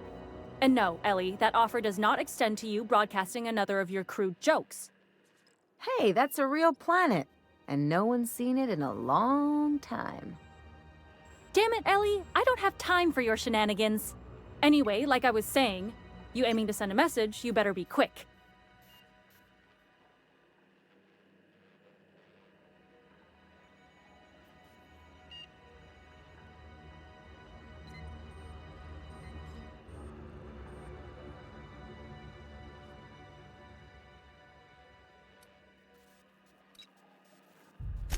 Me? No. But our relaying capabilities? That's on the final countdown. We're going offline in 3, 2, 1.5... No. Wait, I've lost track of my weeks. Maybe it was 36 or... sometime dire soon. Our primary relay station's soon to be occluded by a gas giant. Happens every 40 years or thereabouts. The event's forecasted to last for months, during which we'll lose signal to the station. That'll put the whole system in a right dire situation. We've got backup auxiliary relays, but the one currently in orbital range went offline some months ago. We can't spare people for routine maintenance.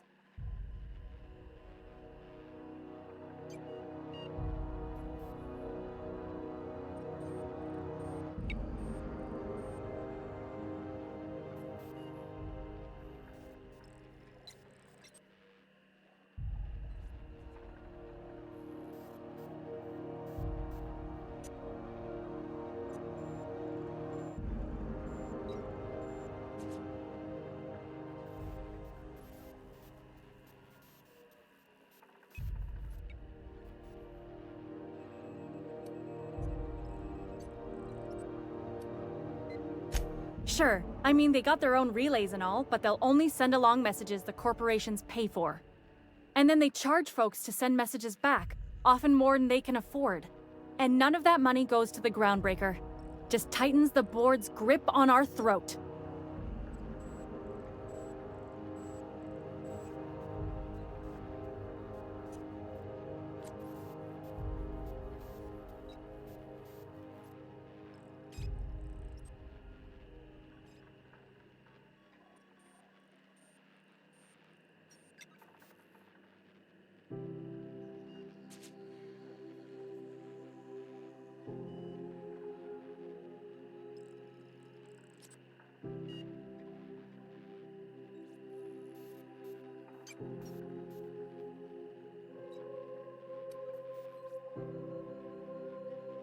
Not nearly as much, and that money goes to keeping the station operational, helps keep us independent. If we lose the message fees, the entire ship will feel the pinch. Before long, the only place for people to trade words and goods will be on Terra 2, right under the board's control. That'd spell the end of Groundbreaker. Well, we wouldn't be utterly and completely blacked out, but we'd lose the majority of our comm traffic for sure. Ships and colonies on Terra 2 need a clear line from their communications towers to the Groundbreaker for the transmissions to make it through. If it's not clear, they transmit to the closest relay station, which stores the message, then passes it along when our orbits align.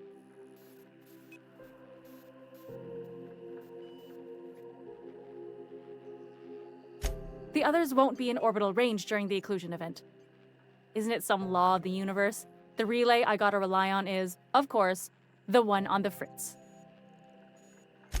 That they can and they do, but only between ships owned by the same corporation. No corp will authorize sending messages through a ship owned by a rival. And no corp will relay messages for the Wildcat freighters, not without charging them more than they'll make in a single haul anyway. That's why we're the message hub. The Groundbreaker's neither corporate owned nor board controlled. Our comms are neutral. Yeah, I'm working on it. I finally got the chief to approve the budget for a diagnostic expedition. But allocating the personnel loss for sending a technical team to the relay station keeps getting denied by Junlei. The chief.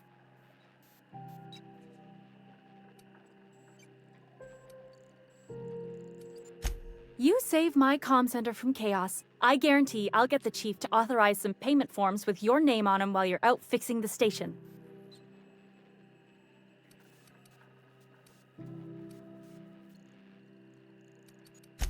I should say no, but why not? Maybe you can figure out why it's offline. I'll send you with an equipment manual. Hopefully we'll get lucky, or I'll get my approval in time. Hope you don't mind if I borrow that manual when you're done with it, Captain. I could do with some leisure reading. Oh, and I'll need you to retrieve a copy of the relay's backup data. I gotta forward any messages from Earth stored in the memory. Better late than never, eh? The relay stations orbit the edge of the Halcyon system, so they tend to receive the majority of any transmissions from Earth. I'm sure the station's got a stack of junk messages just waiting for me to sort through.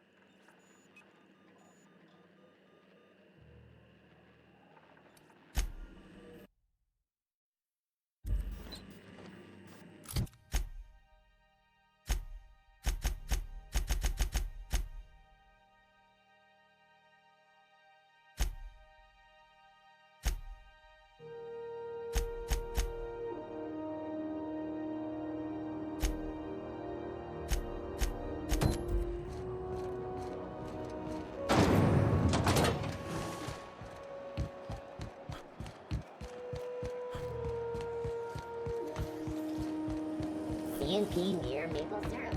It's near this complete revenue.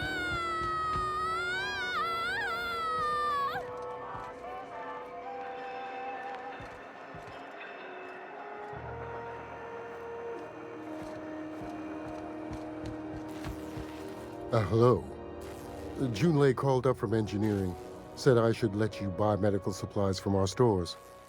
Dr. Fenhill, I hope you're not here to harass any of our patients. Harassing? Come on, I was trying to help Jesse.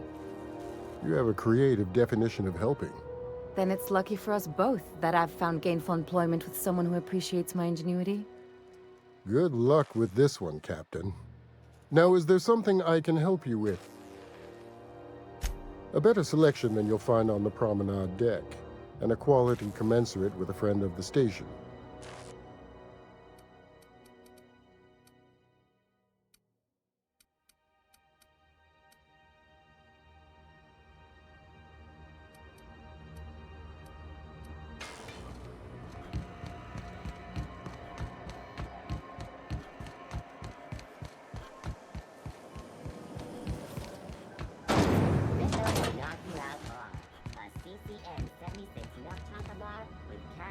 How goes the hunt?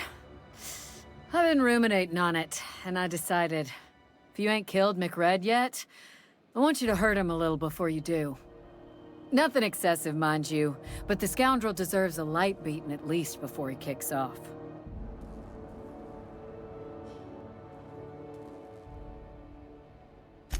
I believe I'm growing fond of you, bounty hunter. If you got the Mardets' backs, the Mardets have got yours. Here's the bounty payout. Nice work down there. With any luck, we can hire more sharp-eyed bounty hunters like you in the future. We're the security force here on Groundbreaker. Started back before the crossing, you know. The original force was made up of a Marine detachment from the 77th Marine Expeditionary Unit, Trailward Fleet. Folks started calling us Mardets because it was easier to say. Guess it stuck. With that bastard McRed dead, there ain't much else in the offing. Not that I'm complaining, mind you.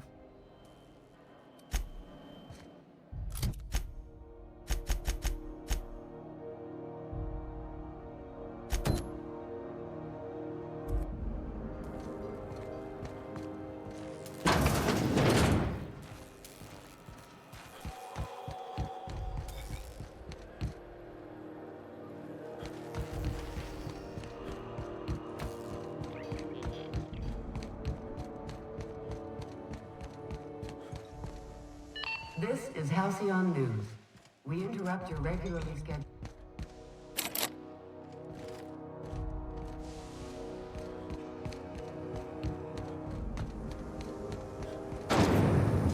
Rizzo's Lemon Slap.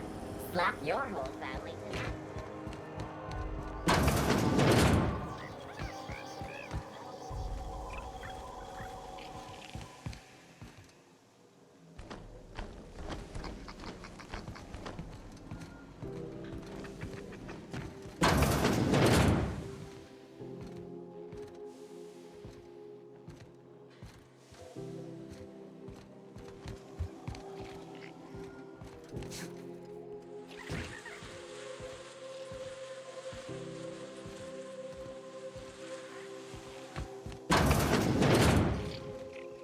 It's almost time for today's episode of The Chairman's Children.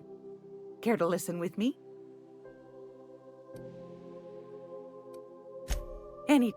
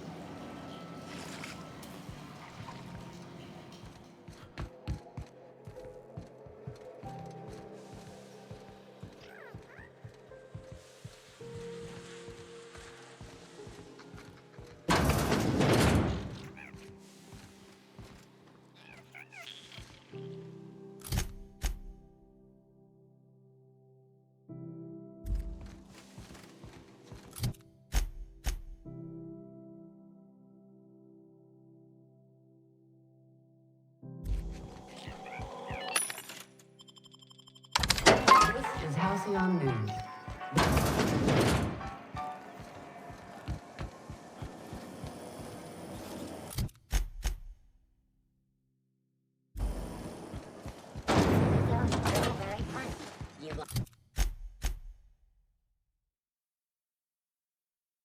Want a punch? We've got your punch right here.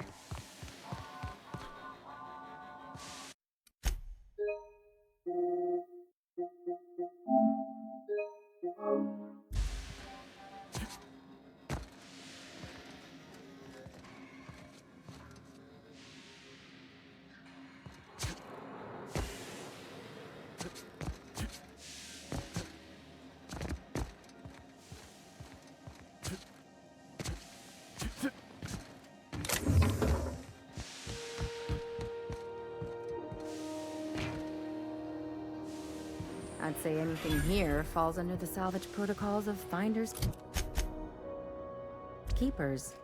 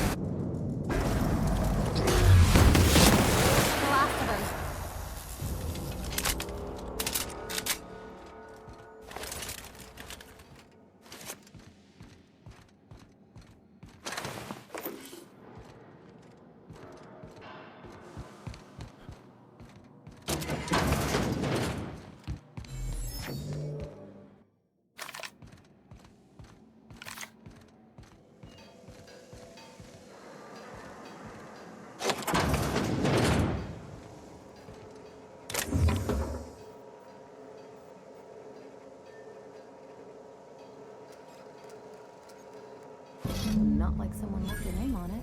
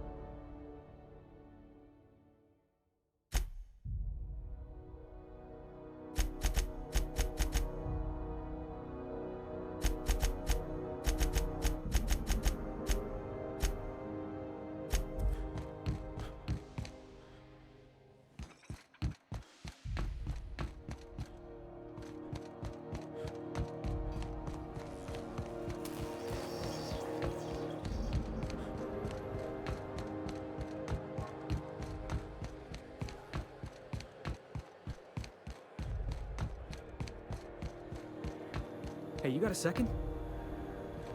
Fancy running into you again. Don't mind me. It's just admiring your ship from up close. Gotta hand it to you, boss. That's a fine-looking ship. Only thing it's missing is me.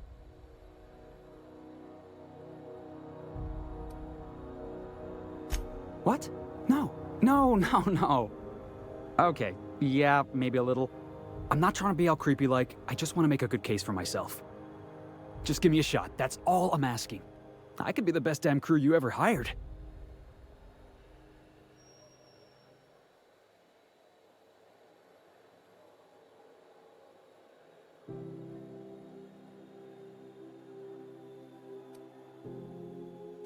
You're serious. You're giving me a shot. All right. Hang on. I put together a little speech, just in case you asked. Hey there. I'm Felix Millstone. I have prepared a list of reasons why I believe you should hire me to join the crew of your ship and/or outlaw gang. Yeah, it's a second draft. Firstly, I am highly personable, and I get along well with anyone who is not of the jackass persuasion. Sorry. He's funny.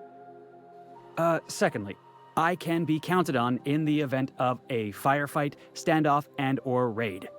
My motto is, if you need a steady gun hand, I'm your man. That motto is it's a work in progress.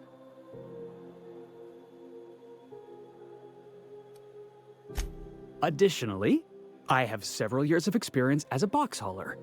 This skill may come in handy if you need a body dragged away or a door held open while escaping enemy fire.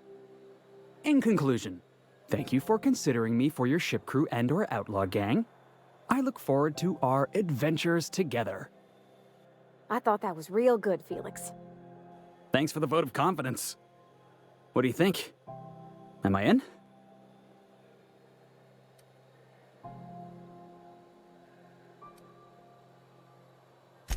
Sure, an interview. That sounds fair. I mean, first time for everything, right? Ask me anything you like. It's delicious. Mock apple pie and a tripicale crust, maybe with a little cream on top. Classic.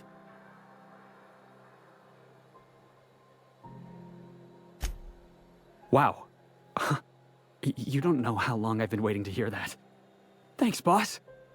You're not gonna regret this.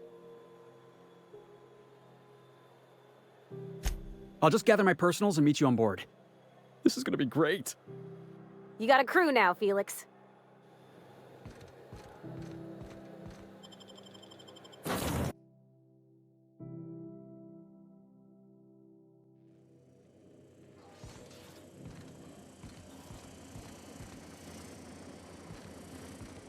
Thinking of tinkering at the workbench? I used to love watching Alex work. Now I like watching you.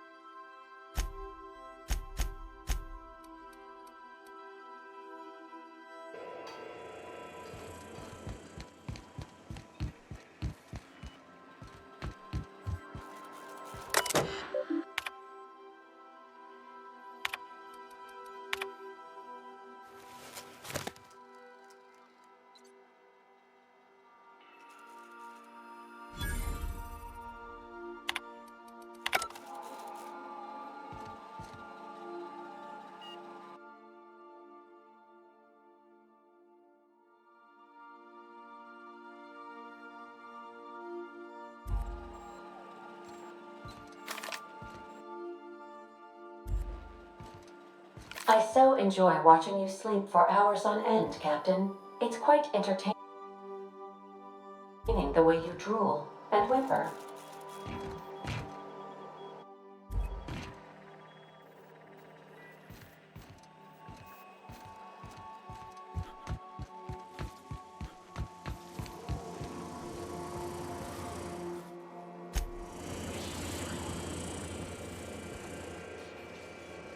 You don't think that's a problem? Whole ship's running on a computer's fancy. That'll make you nervous, Preacher? No, Felix. The concept of a ship computer does not make me nervous. Are you scared of Ada? I ain't scared of Ada. Good. I'm glad we cleared that up. It's just, she's a computer, Max. What happens when her equations tell us to cut up her oxygen? Or blast us all into space?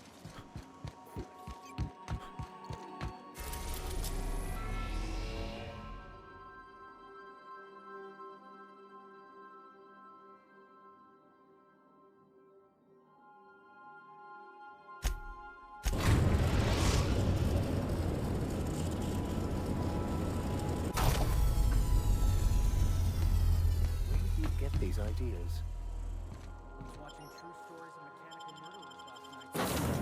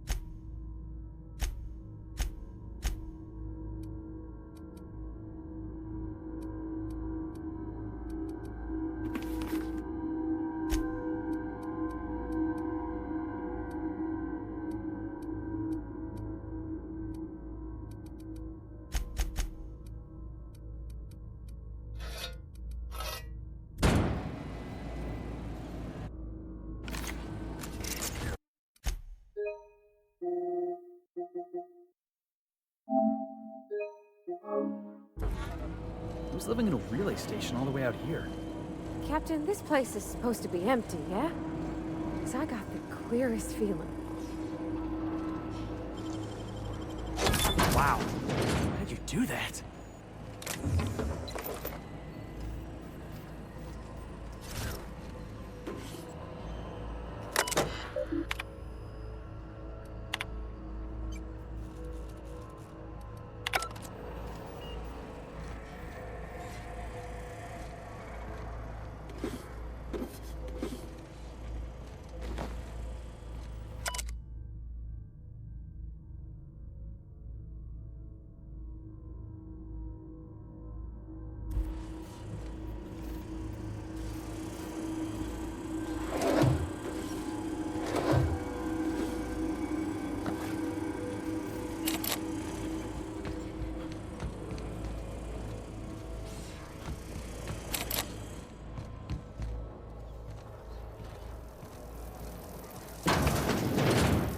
Keeping quiet, Cap.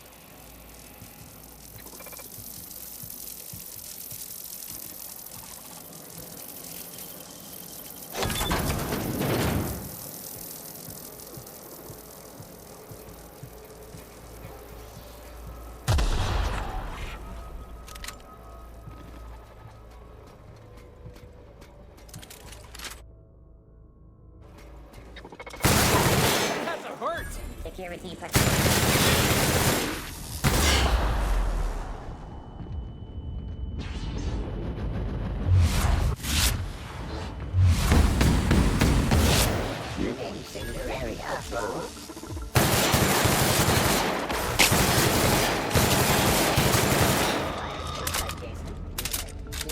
Coming back!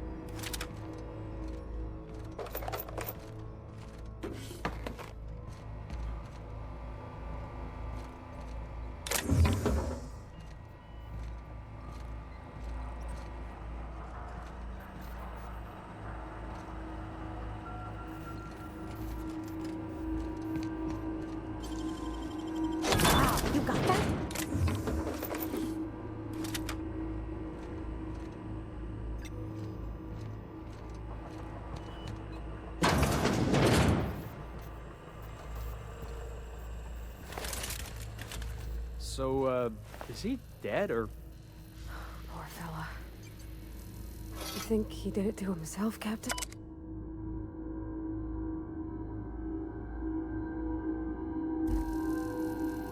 That's real sad.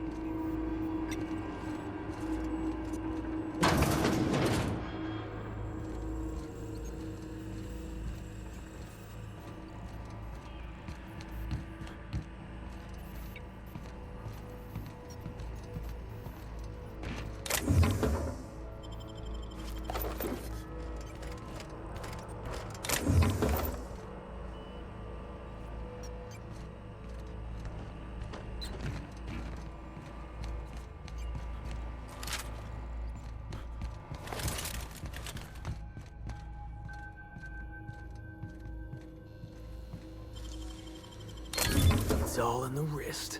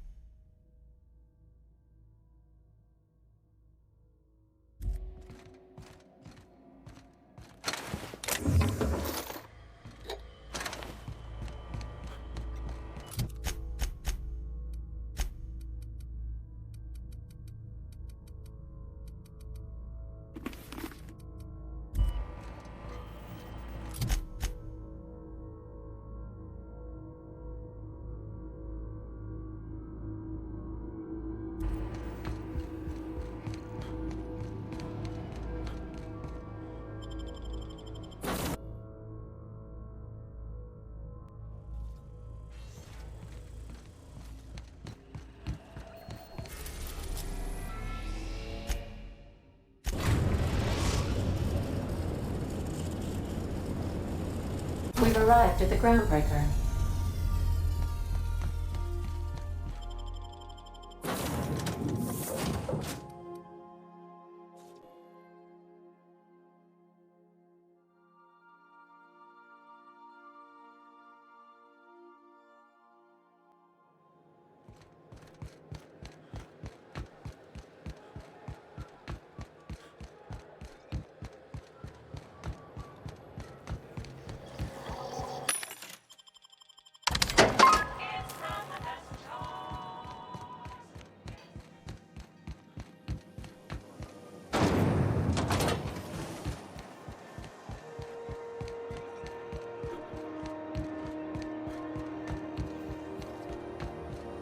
BNP, I can't believe it's not yours.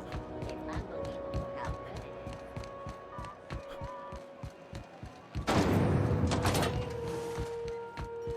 it is. This is Halcyon News. We interrupt your regularly scheduled My comm center already got an update ping from the backup relay. I trust everything went smoothly. Thanks. That's odd. The only messages in the queue are encrypted ones. Looking at the transmission logs, the relay hasn't received a single unencrypted message in the past 36 months. Must be on account of some new security red tape. Well, whatever's the cause, the board and the Earth Minister will see it sorted. Thanks again for saving my derriere. I secured quite the payment authorization for you from Chief Junlei. Try not to spend it all in one place.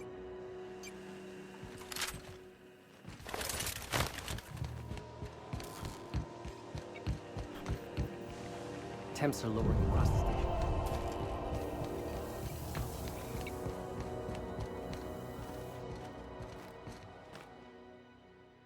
Felix Millstone. Nice to see you out of docking bay.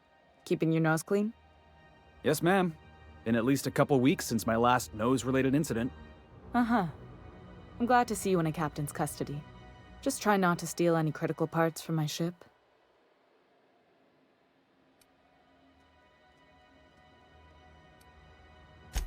possible I got caught lifting some spare parts a couple years back, but it was only just that one time.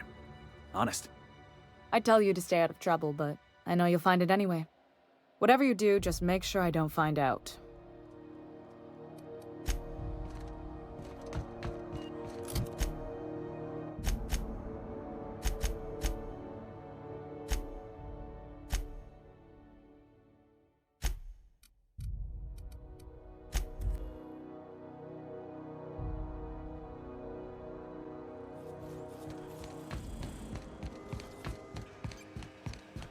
I so enjoy watching you sleep for hours on end, Captain. It's quite entertaining the way you drool and whimper.